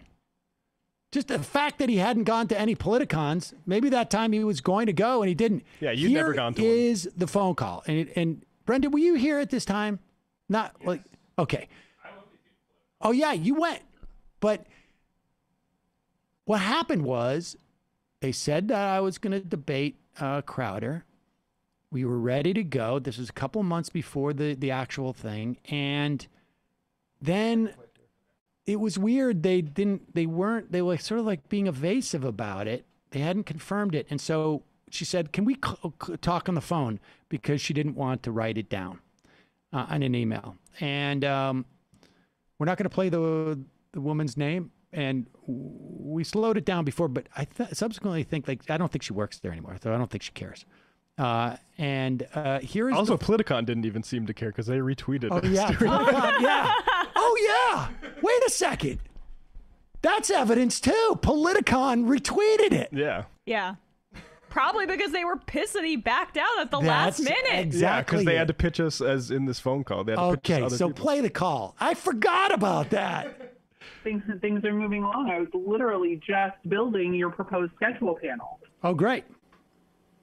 I know. It's very exciting stuff. So you'll have all of that soon. I did want to talk to you about the debate. Okay. So it seems that Steven Crowder has maybe gotten some cold feet. Okay. And feeling a little intimidated, so I don't think he's coming. He's not even going to come? Right. Why is that? You know, it's a great question. I would love to ask it to him myself. He's not even answering anymore. Really?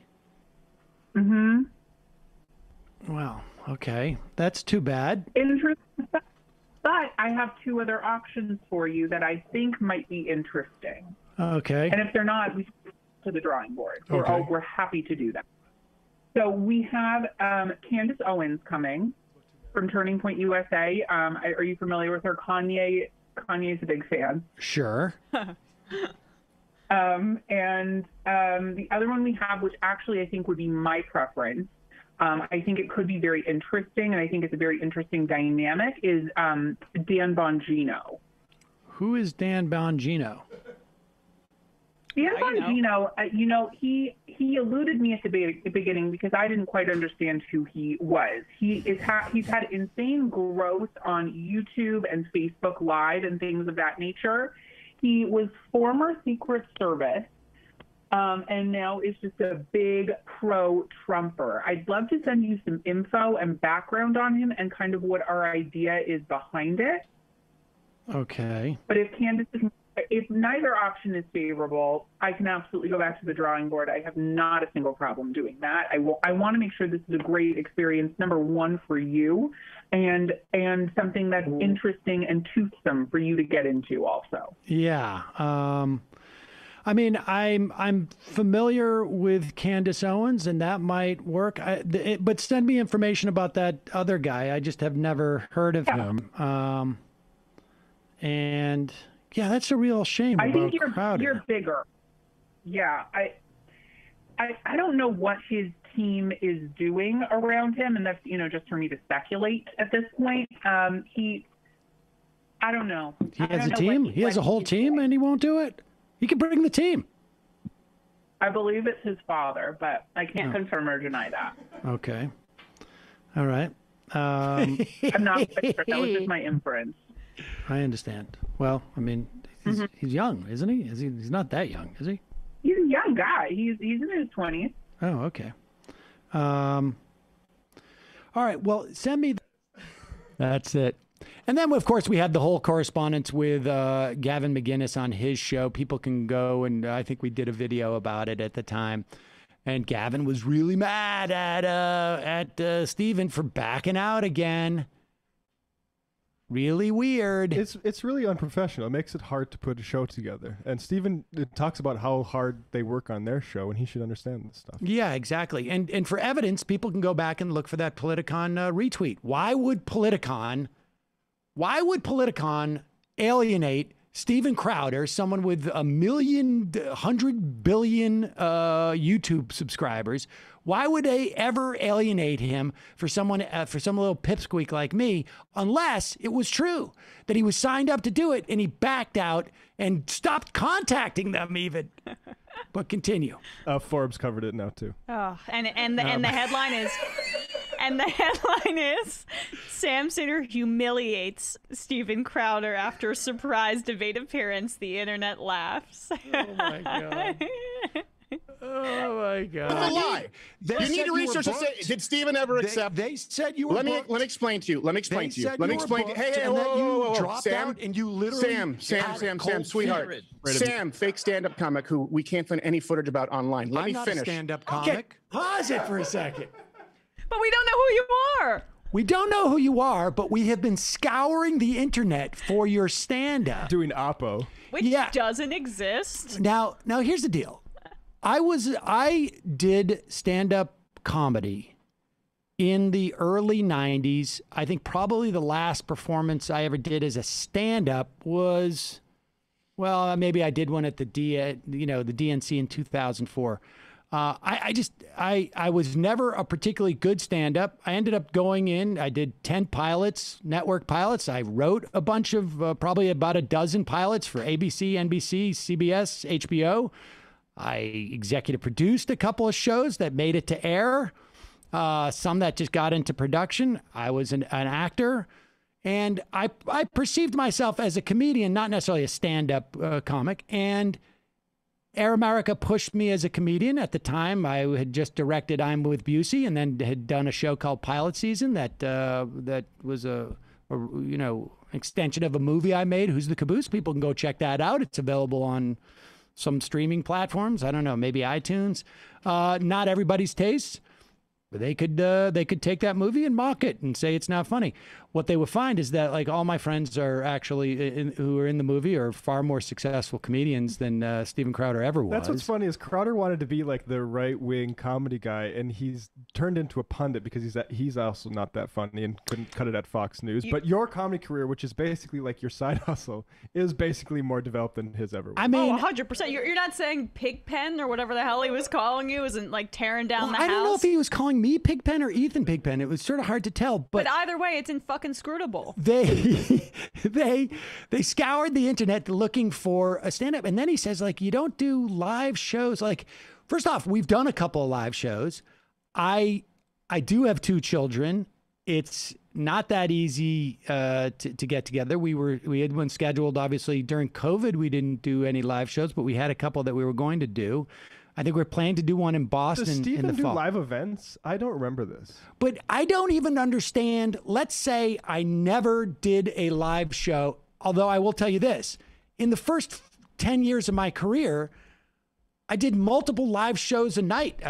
Cross Comedy, David Cross, was in a comedy group with him in Boston. I was in a comedy group with John Benjamin, and I had a comedy group called the Comedy Lab in Boston for years. Not successful at all those two. Then when we came down to New York, there's a show that ultimately became Eating It that at one point I programmed for the Toyota Comedy Festival. Louis C.K. and Sarah Silverman and Mark Maron and Bob Odenkirk and Michael Ian Black and Showalter and Benjamin and Michael Portnoy, the guy who did Soy Bomb, and Todd Barry. And I would do stand-up, or not really stand-up, like an alternative comedy through the 90s there. And, I don't, but even if I was still doing that or not doing that, I can't quite make out what the relevance is.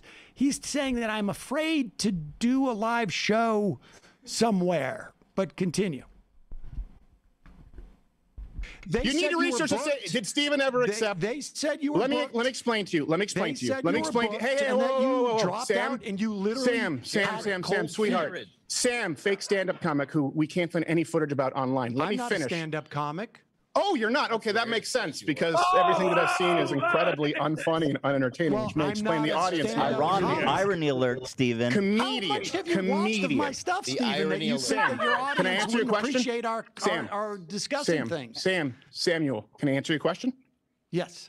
So you have gone on, you've done the same thing with other comments. Everyone has a bigger audience than you because you said, I want to speak with Steven Crowder. You believe that at some point there was some acceptance? When have I ever done a Politicon? Ever? As a matter of fact, in the last decade, I haven't done a single political conference. I hosted CPAC for 4 years and stopped because they suck. They don't say. Pause it for 1 second. Do we have that clip of him apparently going up at South by Southwest in 2017 to interrupt something that Cenk was doing? Let's just play that just for the sake of it. I mean, while we're looking for that, the thing where he's like, I only hosted CPAC for 4 years and I stopped doing that because it was trash. Like, you did it for 4 years. Maybe you had something to do with that. Right. I would never go there again because the guy who hosted it sucked.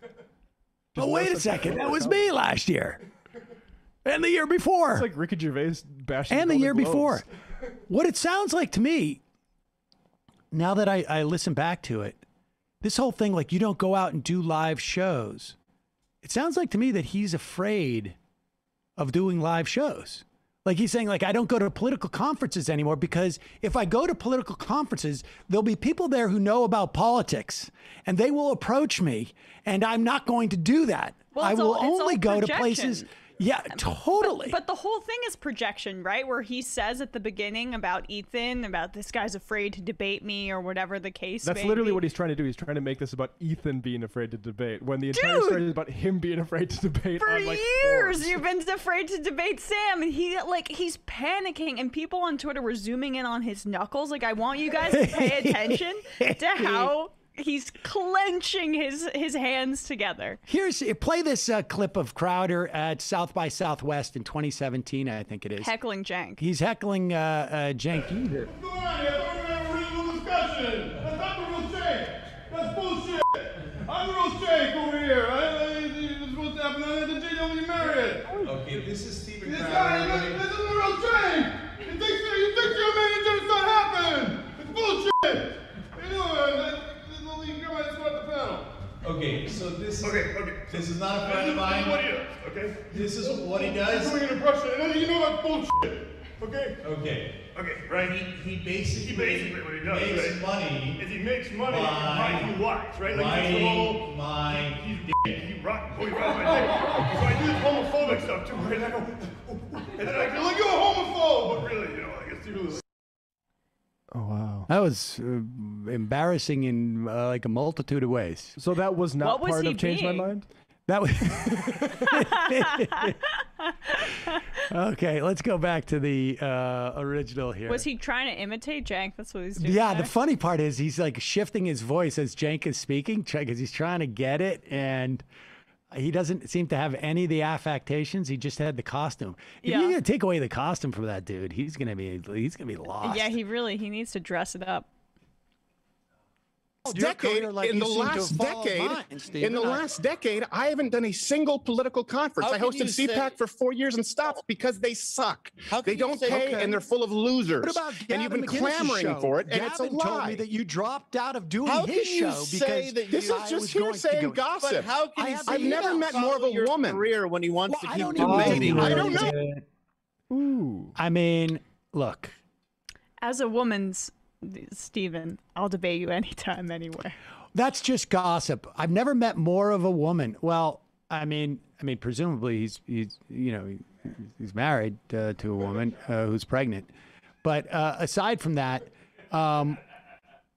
if you thought that Stephen could get out of this situation without dropping a dollop of misogyny down, I am afraid that it was not the case. Well, then Now- I want to ask about the eyes comment.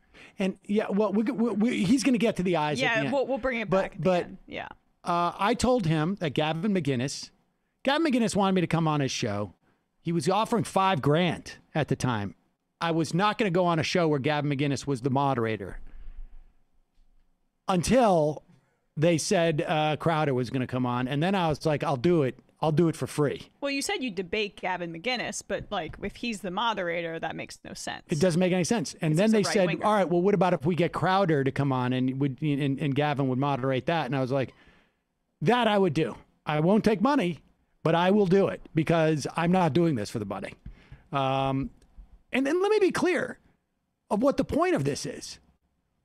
And we do this specifically for political reasons. I don't care about Steven Crowder as a person. I don't care about YouTube,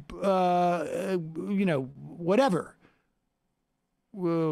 subscriber counts or whatnot. We started this show as a radio show. We do it as YouTube. We have this microphone in front of our faces because at the end of the day, this is the way I like to do it. I came from radio. But you don't do YouTube. You're losing out on potential revenue. You're also losing out on a big chunk of possible audience. I am doing this so that if you are a fan of Steven Crowder's, or you know someone who is a fan of Steven Crowder's, you understand that he cannot stand behind his ideas. He is afraid to have his ideas challenged by someone who is equipped to do the least amount of challenging of that, which is why he will he'll debate Ethan, even though Ethan has only 2 million subscribers and Crowder has 5 or 6. And Ethan admits that, this is not his forte. Yeah, this is not what Ethan does. Yeah. And he will go and have a change my mind thing with college students. He'll go up to, some guy who is doing street art and decide to debate him and then call the cops on him. He'll do all that, but he will not actually have a civil conversation with somebody who knows the slightest bit of what they're talking about because he's afraid. So it's one thing you can watch Steven Crowder if you're a 14-year-old boy and you really feel like you need that misogyny and homophobia stylings of a comedic stylings that a 14-year-old boy in 1970, 82 may have felt they needed. Or is the affect of a comedic styling without any of the actual comedy behind it. Yeah, but if you're not one of those 14-year-olds, because a lot of those 14-year-olds may grow out of it, but if you're anybody else and you have any questions, at the very least, you owe it to yourself to listen to other people and other perspectives to find out just how full of shit Steven Crowder is. All right, continue. It's a told lie. me that you dropped out of doing How his can you show say because that This is just hearsay and gossip. But how can he say I've never met more of a your woman. career when he wants Well, to keep debating? I don't know. Talk Let's about talk any about of this. this. All right, Let's talk okay. about the issue. So, the Ethan, do you want to have a CDC. conversation, Ethan? Let's talk about the big vaccine tech. because Ethan, do you want to have a Absolutely, I conversation? do. You're going to hide. You felt Absolutely, so I strongly do. about Big tech. So why are you hiding behind Seder? Oh, no, me and Sam are aligned. I'm not hiding. He just Well, you're just a he knows the liar. issue. So you're a liar. Because remember we said, hold on a second. It sort of feels like It's you guys are the ones ridiculous. who are hiding. Really? Ethan's Hiding? being No, this is completely actually open about it. Who snuck in on you? Who's the guy who Ethan's never being appears completely on open stage, about it. never does a live show, But it's a never comic. even never even allows a shadow of comedy to be perceived on his program. It's just hiding. Right. Everything we do is out in the open. H3. Pause it. H3. Pause it. I just make it clear that the relationship between hiding from a debate and allowing a shadow of comedy appear on his show, there is no relationship there. That does not exist. It is Steven flailing around looking for anything he can grab onto because he thinks that I'm also 14 years old. He thinks that I have the mentality that he does, which is like, look at your shoes, It's man. not as big as mine. Yeah, like, oh, your dad has a bad car. Or I've been to your house and it's ugly. Like, oh, yellow house. Oh, that's a yellow house. A girl. Like, he's flailing around and he doesn't know what to say. So he's like, you've never been on stage in Oklahoma. You failed stand-up that we can't find. Right. No. So you're not a stand-up. Well, that explains it.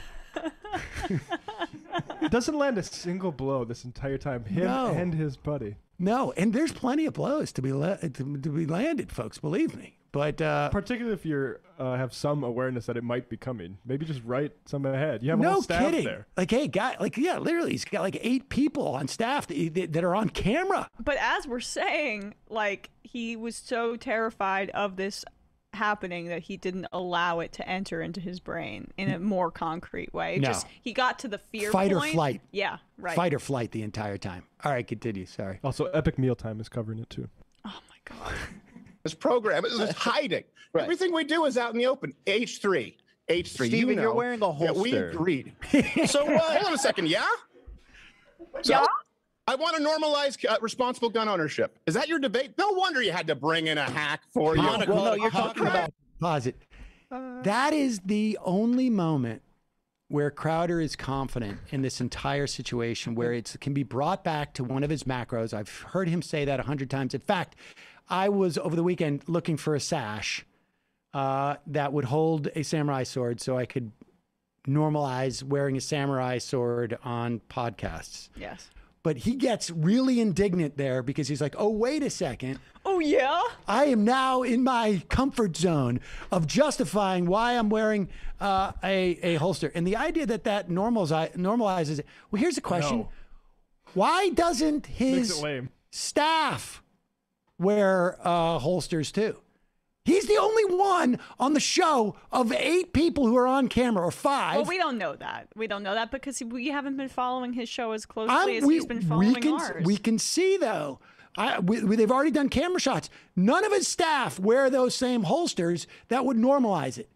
He's lying to you. He's wearing it because he thinks it makes him look cool. Yeah. Also, I come from gun owners, and it's not going to have the effect of normalizing that. It's going to make any gun owner cringe at the idea that this lame-o is wearing holsters performatively on a YouTube show. Yes. And getting absolutely clowned while doing it. Exactly. Normalize morons is what that is. Go ahead. Comedy. That's I mean, a strategy, that's right? not very funny. You have a holster, bro. Also, your You have a sponsor holster. Spartans. He takes advantage of mentally ill women for a show. Main sponsor is about gay boy love. Okay. All of it. All right, Sam. You got it. You got it. I hope you have a wonderful highlight reel. Hold on. Let me just make one point. Hope you enjoy Politicon. Hold on. Let me make one point, Steven. Take it easy. Steven, don't bail. I appreciate it. Don't bail, you coward. Hey, Sam, one thing before I go. Can you take off your glasses? Hold on. One thing before I go. I Can you just take wanna off your see- glasses? we just wanna see if I there's just want to buttons. see if you take them off. If you have the Velveteen Rabbit buttons. That's the only thing I'm curious about. It's the only interesting part about it. Steven, Or if there's a soul. Let's Just debate. take off the glasses. Let's debate, Steven. Don't hide behind the glasses. Don't be a coward. Don't say let's debate, Ethan. You've lost Coward. Debate the issues. What does it matter who you debate, coward? All right, good. You guys are good. Thank you. Coward. Won't even take off the glasses. I was right. All right, yeah. You can give it the X. You run away twice. Yeah, so he leaves there, but let's talk about the Velveteen Rabbit eyes. Yeah, I mean, we don't need to watch the rest. I mean, people can see the rest of that clip. Oh, come on, but when he leaves, your reaction is pretty good. All right, maybe we'll go a little bit further, but let's do the Okay, I've just looked up Velveteen Rabbit buttons. He's trying to say you have beady dark eyes, and I'm looking at the Velveteen Rabbit buttons, and they don't look like that at all. I don't. It does. Right, but the point is I mean, to have dark beady eyes, that's probably some anti-Semitic thing. No, I don't think that's what it is. I think it's some type of thing that he's trying to say, maybe it's girly or something. Like, I'm looking at Velveteen Rabbit buttons. Like you look cuddly or something, but I don't understand. I honestly, I'm so perplexed. It's some obviously inside joke that they have at the studio. Right. That is some type of coping mechanism for them. Right. Well, that Steven can deal with his fear of me, and he thinks of cuddly rabbits. Damn. While he's he's having heart palpitations that Sam may be showing up on my Zoom stream. But here, this is about self-care. This is not about trying to get owned, and this is just them trying to do self-care as the lion wanders into the habitat. Exactly. I mean, here we go. I'm not even saying it is that. That's just my only guess, because the Velveteen Rabbit eyes, it's a story of a stuffed rabbit's desire to become real through the love of his owner. Somebody else is saying you're a soulless, beady-eyed Jew, but in a way that can't get the algorithm flagged. Yeah, I mean, I think there's that possibility. I don't know if that's the case, but if that is the case, then I don't give a shit what he says. Yeah, disgrace yourself, pigs. Exactly. But this, Steven, is for you. Now, I said I would do it if you would actually engage in a conversation. You won't do it. But if you're looking at this camera now, Steven, I want you to look into these eyes, because these are the eyes that humiliated you in front of millions of people. Incidentally, I'm not hiding behind the glasses. No, take them off fully. They're prescription. Take them off slowly so we can cherish the moment. And somebody better put frickin' rays that come out of my eyes in post on this. Somebody better do that. Holy shit. Steven? He is the Velveteen Rabbit.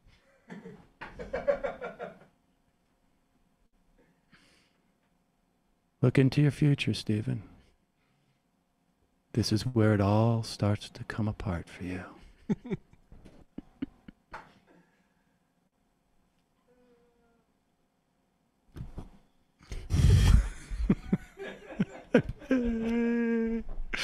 All right, let's just play the end of this after we got off, because I got to tell you, folks, I I honestly would have preferred to actually engage in a debate with him. And frankly, I got to be honest too about this. He did the dumbest thing he could have done. Yep. This is what I was so amazed at the end of this, and you'll see my reaction. He did the dumbest thing he could have done. The smartest thing he could have done would be to go kill the Zoom right away and just go like, what happened? What happened to our Zoom? We're having technical problems, guys. Sorry. As soon as he sees me, pretend like he didn't see me, kill the Zoom, and that's it. And then not bring it up, not respond to, and just say like, I don't have time to debate you right now. I'm sorry. We got to fix our Zoom thing. That would have been the smartest thing to do. The second smartest thing to do, for him to do, would have been to actually engage with me. Right. All right, Sam. Ethan's too afraid to do this. Let's talk about what Ethan said with this, and let's talk about big tech. And I am quite convinced that he would have done fine. I would have felt like I won. His folks would have felt like they won. I like to think that I would have been able to convince a small amount of people. It would have gave his video editor some more material to work with. Exactly. But the dumbest thing that he could have done was to hang on there, get his producer to come in, just keep like talking, like chattering, like honestly, like as if like a bunch of chimpanzees, like we're under attack, and look around, admit that he was monitoring the show because he was so afraid at the idea that this would happen, which he never prepared for. The guy is a chump. Talk about the emperor having no clothes. This is the moment. Having no holster. No, exactly. This is like somebody taking out his gun and going, dude, this is plastic.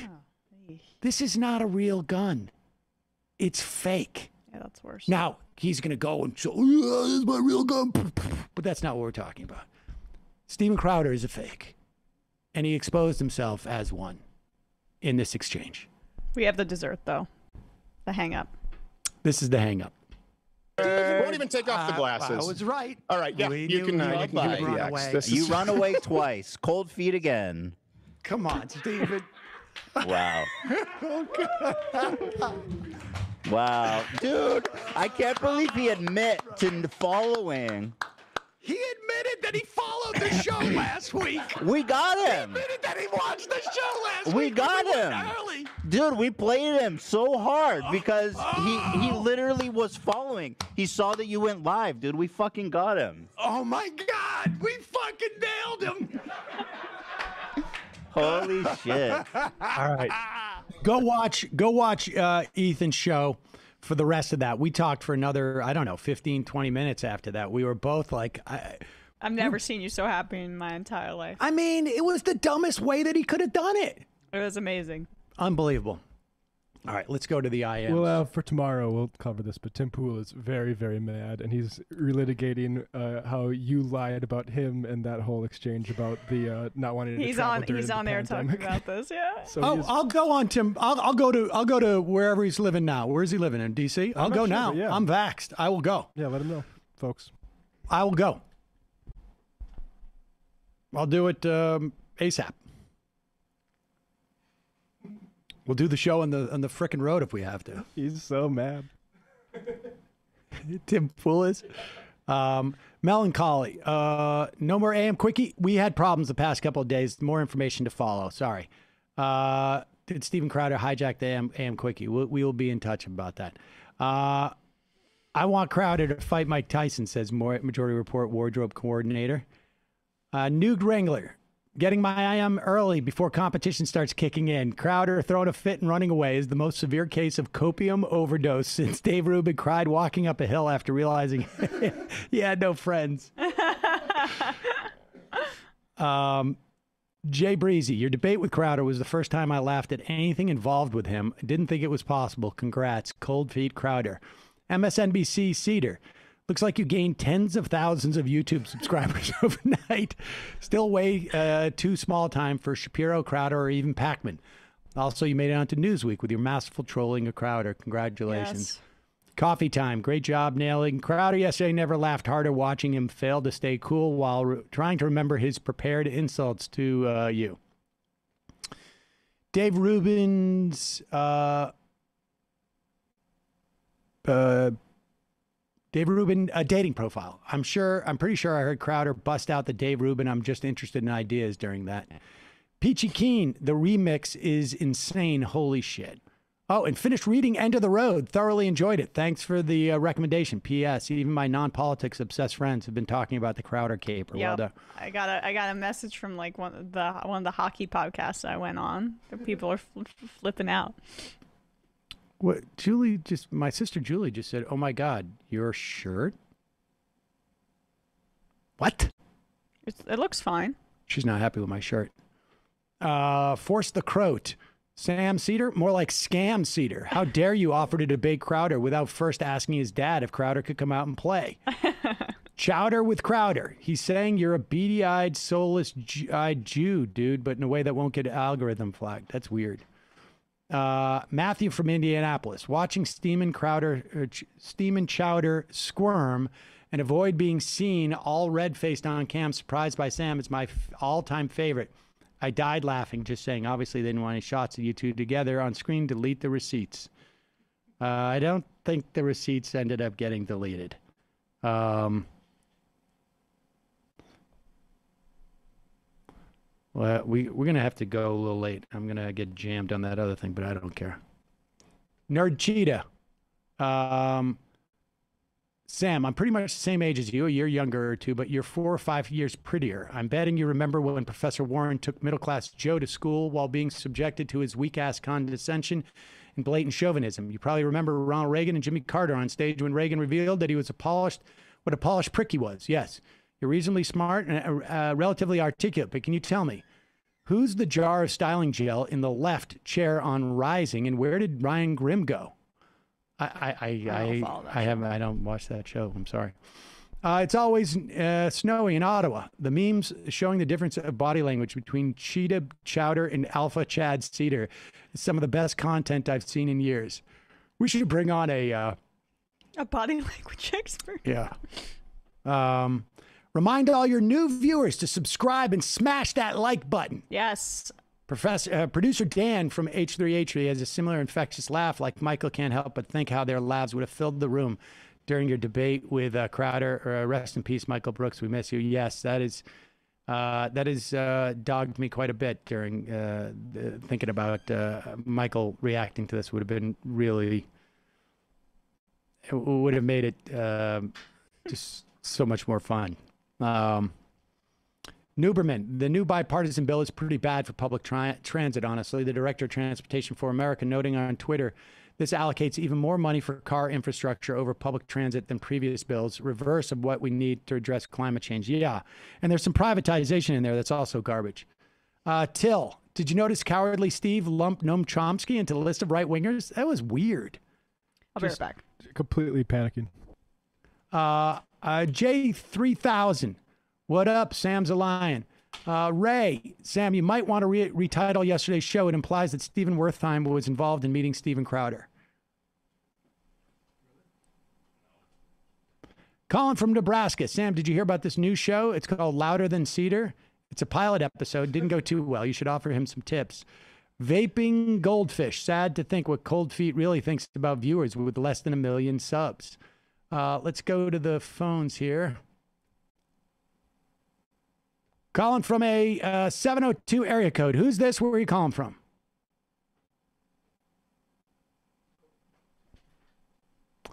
Why do you turn that stuff down ever? 702. Sam, can you hear me? Yeah. What's up? Who's this? It's Bro Flamingo from Las Vegas. Bro Flamingo, how are you, sir? What's up? I'm all right. Just watching Steven Crowder just get washed up. I mean, good stuff. I mean, very good stuff. Good show. Thank you.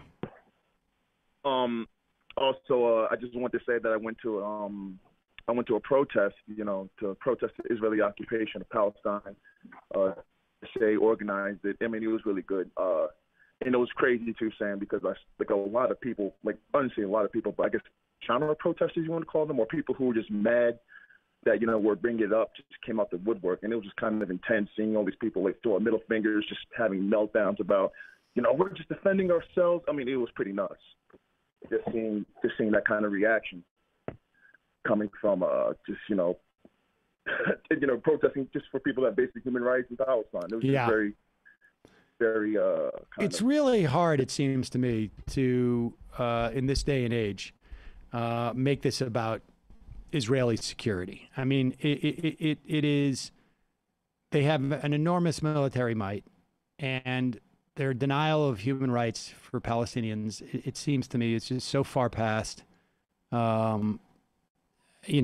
debate that it's stunning. I think there was like 180. Wasn't there a letter out by 180, I think, Israeli former governmental officials, some maybe president, civil officials, who are basically saying, like, this is an apartheid state. And the idea, I think there's a lot of people who want to drag it back to this question of Israeli security. There is no doubt that I would not want to live in a situation where there were,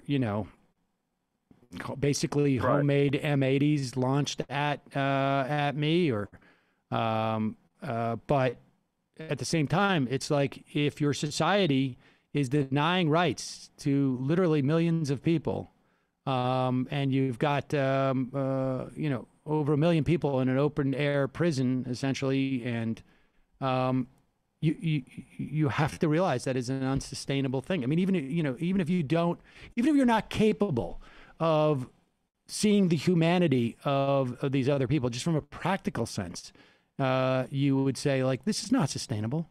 It's just not sustainable. Also, I completely agree, Sam. It was just, and also, I think there's, at the end of the protest, when we kind of hold it in and talk, I gave a speech. I talked about white supremacy. And, by the way, great guest today, by the way, about reparations, very based. But one more thing, Sam, and I'll jump, because I think I wanted to comment on something else. Speaking of failed comedians, like Stephen Chump, there's been this whole thing about, Jimmy Dore and this kind of eating the left thing. And I have to make an argument. It's just, again, I'm a black man, person of color. The one thing I noticed between Steven Crowder and Jimmy Dore, they're always playing footsie with alt-right. With Steven Crowder, he had Gavin McInnes on, he had Stephen Molyneux on, he had Owen Benjamin on. These guys are about white supremacists, okay? And I see with Jimmy Dore, there's all these crash dummies, and kind of with this veneer of kind of the anti-imperialist left. I'm sure Matt Black knows all about this stuff, this kind of all-mine thing, but this veneer of anti-imperialist left who are boosting Jimmy Dore. I look at Jimmy Dore as a gateway to the alt-right at this point. Kind of any leftist bona fides that he has is very, very, like, it's done. And I think he's doing active harm. I hate to bring him up because he's a crash dummy. I mean, but at the end of the day, Sam, I feel like, when you're calling around with Tucker Carlson, when you're going on Tucker Carlson with zero pushback against Trump, the white supremacist, or the whatever you want to call it, or even you're getting the Boogaloo Boys on, or you're just ranting about AOC or Cori Bush and cursing at them, whatever. At some point, what I'm saying, and then this thing with Andy Kasparian, what I'm saying, and I'm not like a TYT booster or stan or anything, but at the end of the day, Sam, you kind of look at all the symptoms. It's like, wait a minute, something's just not adding up here. You get what I'm saying? Yeah, no, believe me, I agree. I appreciate the call, Bro Flamingo. Got to jump, but yes, he. Jimmy Dore was in our Well, I don't know. I think that's somebody spoofing the Jimmy Dore Show YouTube page. Oh, you think so? Yeah, I think so. It looked like a check next to it, but maybe that's not how that works. Yeah, I don't know. They were in there today and said, "Hey, everybody," and it was not the real one. It was just spoofing the profile picture and the name. But okay. Forget that.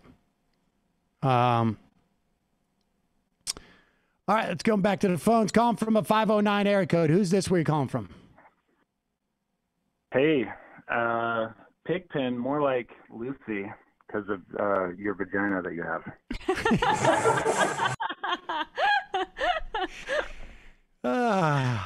Ronald Reagan, I believe. What are you, like an old?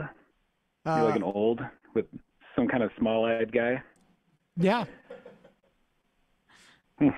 Interesting. Keep them coming.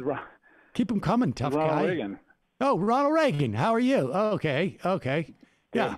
All right. Hey, it is embarrassing. Like, you're not a hard guy to make fun of, you know. No, I know that. Thank you for saying so, Ronald Reagan. People with a week's notice. With a week's notice, you know, you heard the burns that I opened with, for example, as an example. I wanted to say real quick. I was thinking a lot about Dave Rubin and Steven Crowder last night, and the reason why it's like almost pathological for them. And I think it's because you are the thing that they're pretending to be. So post QIT, Dave Rubin was, you know, all about ideas and I'm not afraid to talk about anything and I'm impossible to offend. But that's obviously not true. On the other hand, you're somebody who, for at least, I don't know, 15 years or longer probably, have had a public phone number that anyone can call into. And not only do you not screen your calls, but you actually screen your calls in the opposite direction. Like if somebody calls who agrees with you, you're like, okay, like let's move it along. But if somebody's like, hey, my weird coworker is a libertarian, he wants to talk to you, you will stay like 4 extra hours and you will actually search out his area code to make sure you get to talk to this, you know, somebody's weird uncle or something like that.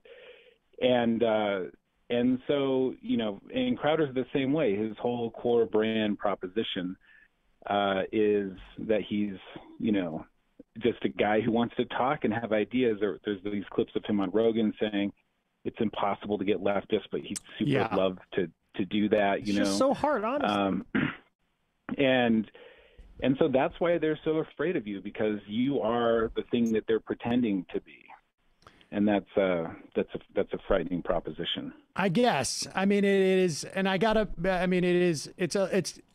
not gonna lie, it's fun. It's a fun feeling. But it also, like, I would just rather be able to engage, not because I think there's some type of like, oh wow, Ronald Reagan, gonna say goodbye to you because we got some very, very important news. I mean, wow, canceled again. Canceled. Sorry, you brought up something that I didn't. You said Dave Rubin's name. Goodbye, sir. I don't know. Well, all right. All we can do is say that it's being the producer of Last Word has tweeted, breaking, Senator Manchin announces that he'll vote to break the filibuster and begin debate on voting rights legislation. Now, wait a second. What does that mean? He'll vote to break the filibuster.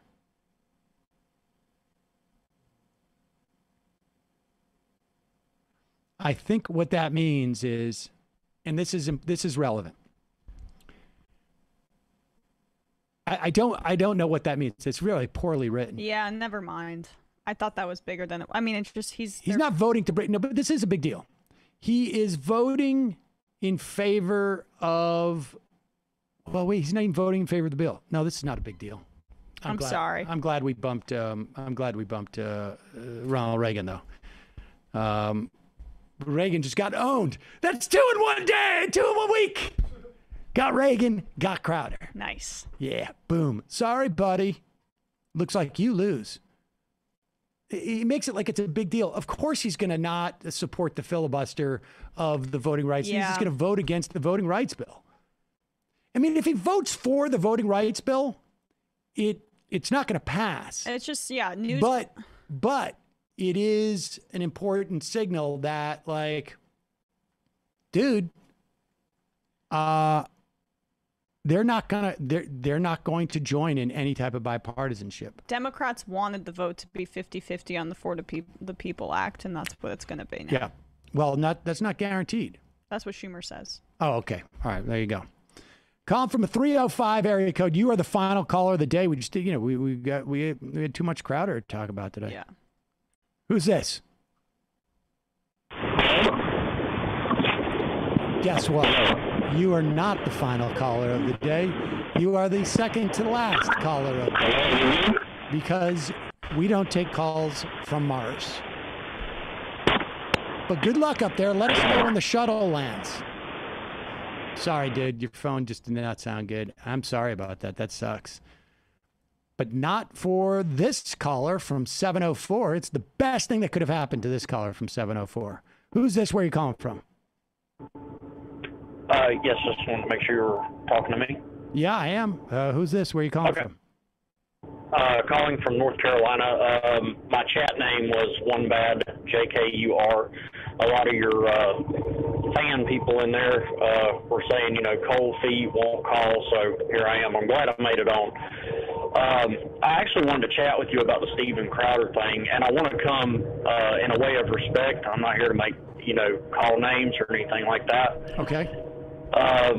What I found disturbing about all this is the fact that what was the other guy's name? Ethan? Is that right? Yeah. Okay.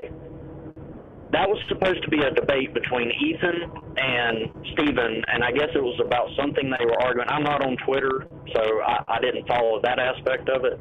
Yep.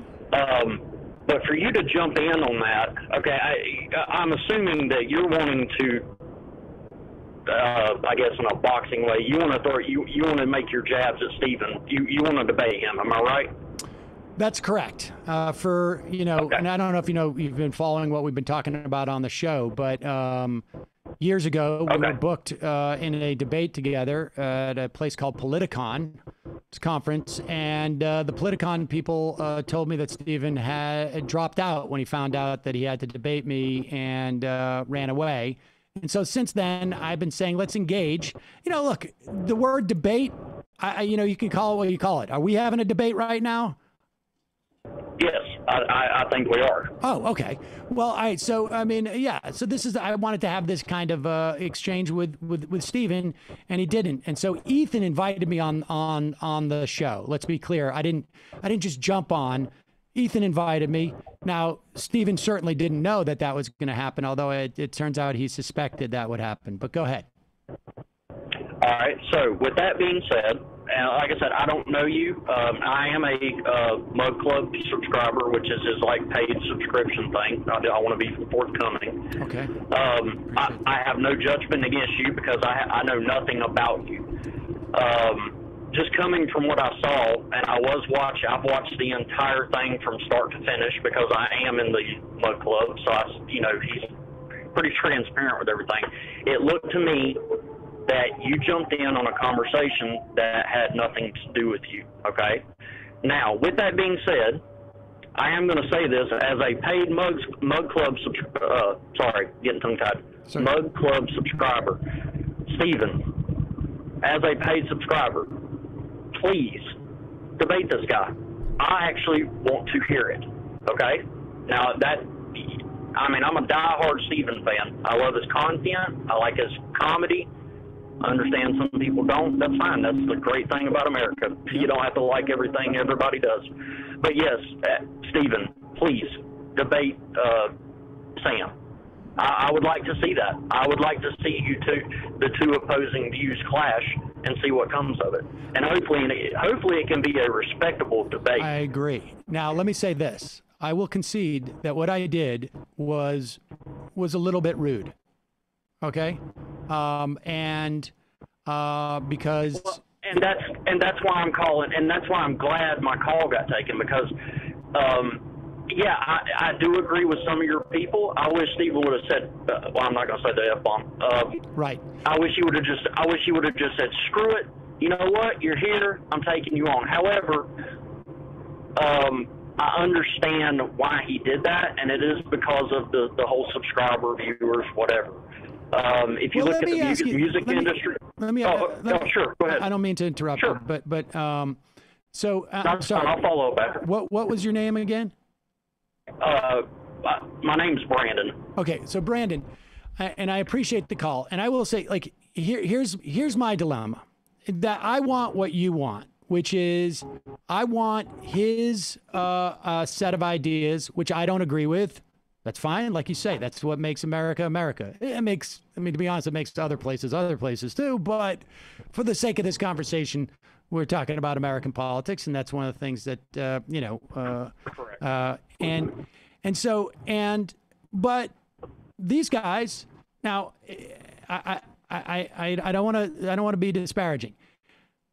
If what was being done, like he said, there has been this concerted effort by these YouTubers. Now, granted, they are bigger and more popular than I, but I'm willing to go on to Crowder's platform, and if he doesn't do any editing, I'm willing to say, keep it on your platform. You don't need it on mine. Like, I mean, I'm willing to do whatever they want that they think would inhibit my subscriber count to make that happen. And here's the thing. The reason why I was bringing up, but Brandon, I'm sorry. Stephen will never do it. And the only thing I can tell you is, like, look, I don't know you from Adam or Eve. I took your phone call because I take phone calls almost every single day. There's no screener. You weren't screened when you came on, right? No, sir, I was not. And I take these calls because I want people to see my ideas challenged, because that's the only way they can see if they're legitimate.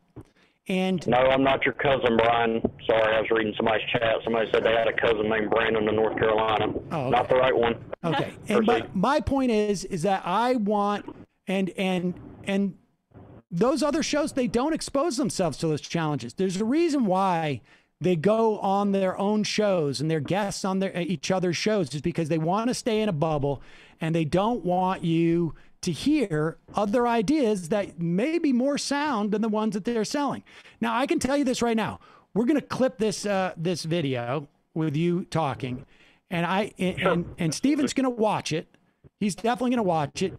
It's clear they've been monitoring the show, and they're going to tell themselves that you were a plant, that you are actually a fan of my show, and that you just came on to do this. And so all I can tell you is that I can send Steven a picture of my Louder with Crowder mug that I had to pay for. So I mean, this ain't no plan. I'm a real person. And I'll actually say this. I've actually wanted to speak with Crowder, even though we are on the same what's the word I'm looking for? Ideological We're on the side. Yeah, thank you. Yeah, I'm not a great speaker, so I have a hard time with coming up with the right words. But yeah, what you just said. Me and him align with a lot of things. I mean, there's things there's very few, but there's things that I don't agree with him with. But, I just actually wanted to talk with him. So, I mean, no, I'm not a plant. I am subscribed to him, and I am a paid subscriber. And then I haven't heard about you until what transpired this morning. Would you have been upset? Let me ask you this. As a proud member of the Mug Club, would you be upset if Steven had brought me on? You didn't know who I was, but I come on and he introduces me as a progressive or a socialist or a liberal or whatever it is that Steven would have done. Maybe he would say girly or something like that. I don't know. But would you be upset as a member of the Mug Club, as a OG fan of Steven Crowder's, for him to have a debate with somebody that only has like 1 million subscribers on YouTube? Does that really matter to you? Would I be upset with it? No. Now, the point I was trying to make, and then you had something you needed to say. The reason why the whole numbers thing comes into play, it's kind of like with the rap industry. An artist I listen to is independent. He has no outside help whatsoever. And what happens is you get all these little people, and please, I'm not saying that in a disrespectful way that you're a little person. You got 1 million subscribers. I mean, that's a feat in itself. I could probably get less than 500. The problem is you get these littler people who want to throw diss tracks at you, okay? And then what they do is they get the views, the clicks, the plays, and the money off of those views, clicks, and plays off of their diss, because you turn around and you diss them back. It works the same way with your media too, as far as in the political world, and that's what's happening with all this. And that's why I made the call that I made and said, Steven, from a paid subscriber, please debate this guy, because I actually want to hear you two have a conversation. because I want to hear both sides. Now, granted, I'm probably not going to agree with most of what you say. You know, I have my ways about things, and it's just, I mean, but I'm willing to listen, and I'm willing to engage and not get in a really heated debate about it. I can actually just talk. I mean, I'm talking to you right now, and I've heard some of the things you've said, and I don't agree. And I will say this, and I'm not bitching about it. It's just, it's kind of bullshit. One of your moderators, Autumn Leave, like she's sitting there in the comments saying, "Hey, bully this guy. One bad JK you are because I'm a Crowder supporter." Okay. Yeah. Well, that's not. That's. We're going to talk to that moderator. That's not appropriate. But Brandon, let me ask you what this. I'm saying. Yeah, go ahead. Okay, go ahead. I want that exchange of ideas too, and I want that viewpoint. And if you hear me out and compare our different arguments and walk away with your mind completely unchanged, then so be it. Let me ask you this: is there an instance? Because like I say, I take phone calls from everybody. And people can, anybody can IM the show with the free app. It doesn't matter. But I don't know if that's the case with Crowder's show. I don't know if you guys have a special mug club, like a forum or something like that. But I can tell you, I would. We're gonna cut this into a video. I would link the video in that forum, in Stephen's forum, and I would ask your fellow mug clubbers to ask Stephen, maybe if you guys ask him politely, he will engage. And if it takes apology on my part for busting in and ruining his time with Ethan, I'm willing to do that too. I want to show that I'm, going to show my proper respects to Stephen, and that, I am, I'm willing to do this in a respectful manner. So you can help out. Let me put it this way. You have more power to make this happen than I do at this point. So I'll give you the last word. Oh, okay. Well, I mean, I really hated I couldn't see the debate between him and Ethan. I was actually wanting to hear about it because this whole CDC thing's a joke to me anyway. I'm willing to argue that point that Ethan was making. I mean, I tried to make that clear during the thing. Like I did not go in there expecting like, hey, Stephen, I want to, talk to you about critical race theory. I want to talk to you about something you weren't expecting. I said right from the beginning, if you go back, I'm willing to talk about the CDC and big tech. But the problem with it was, and this is where Stephen, quote unquote, took offense to you jumping in, is Ethan was apparently talking to him on Twitter about it. And therefore, Stephen wanted to confront him about it. Now, and you don't have to be a great debater to sit here and speak your side. I mean, if the guy says, supposedly the argument was you should follow the CDC, irregardless of whatever, and Stephen's coming from the point of, no, you should actually use your brain. But Brandon, take what they say. Brandon, I know the argument, but my point is, I don't mean to interrupt, but I got to jump because we got to end the show. But listen. In the end of the day, it doesn't matter. I mean, this is what I'm trying to get away from here. It doesn't matter. And this is why I was disappointed we didn't have a discussion rather than people thinking that, Stephen just ran away. Is at the end of the day, it doesn't matter if Stephen's perspective is better than Ethan's perspective. What matters is the actual perspective, which is more sound. And so the issue isn't whether Stephen or Ethan can do a good job in arguing that perspective. The issue is actually the reality of it. Is that a better policy than this policy? Is this idea about big tech a better idea than that idea about big tech? It shouldn't be about the person espousing it. That's how we get into these artificial teams. And it's not about, is this about the Titans versus the Patriots, even if the Patriots are better? It's not about that. I'm a Patriots fan. The point is, it's about these issues, and that's what I was trying to do. But Brandon, I really appreciate your time today. Thanks, Brandon. I appreciate yours too. Thank you for taking my call, and hopefully we can find some mediation between the two sides and not be at each other's throats, because this is the very thought of dividing America. I'm witnessing this shit right now in front of me, and it's retarded. Like, Let's talk it out and actually come to some agreement. Yeah, I would rather you didn't use that word, but I appreciate it. Thank you, Brandon. Sorry. That's all right. Thank you. Have a good day.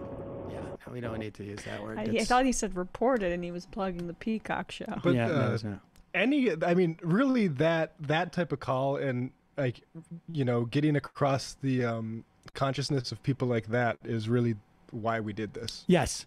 And I want to encourage Brandon to call in more, and we can actually, if Stephen won't engage, like I say, I'm not more interested in Stephen's idea than Brandon's. Brandon's is just as legitimate to me as Stephen's, even though Stephen has millions of YouTube subscribers. Frankly, I don't care. Well, Brandon doesn't sound nervous. And Brandon seems actually a lot less scared than Stephen. But Brandon wants to engage, Yeah, but my point is, like, it's just as valuable to me to have a conversation with Brandon about that issue about the CDC as it would be to have it with Stephen. I mean, I'm willing to do both. I'm not going to say, Brandon, you don't have any YouTube subscribers, so I can't talk to you about this. That's silly. I mean, earlier or last week, you were going to set up a debate with a men's rights guy who had like 100 Yeah, he's emailed in, there we and I'm go. going to go on his thing. So, I can't do it immediately, but I'm going to get around to it, and we're going to do it, and that's just the way it is. All right, we got to go, folks. I'm going to read 2 more IMs and then get out of here. I'm sorry, we're way late. I really apologize. Sorry, we have people on the. We got Jonathan Armstead. You probably have 1,000 message on this. I just want to say I'm proud of you, Sam. In the proud tradition of rap battles, you did a Mama Said knock you out on Crowder. And the final IM of the day. Militant apathy. There's always a nexus of fear and guns and homoerotic fantasy with these clowns. Have you ever considered that you could be a Manchurian candidate? Look at how many people you have a history with. Gavin McGinnis, Tucker Carlson, Ben Shapiro. 6 degrees of Sam Seder. You're connected to some of the most toxic conservatives out. That Crowder shit was embarrassing. Dude is pathetic. All right, folks. Emma, Matt, Brendan, good job today. See you tomorrow. It might take all the strength I got to get to where I want, but I know somehow I'm gonna get there. I wasn't looking when I just got caught between the truth and the lie bar. Finding out won't make me feel any better. Yeah, I know the clock is ticking, but the meds are gonna kick in. And my pilot light shining bright. I get somewhere the choice was made for the option where you don't get paid.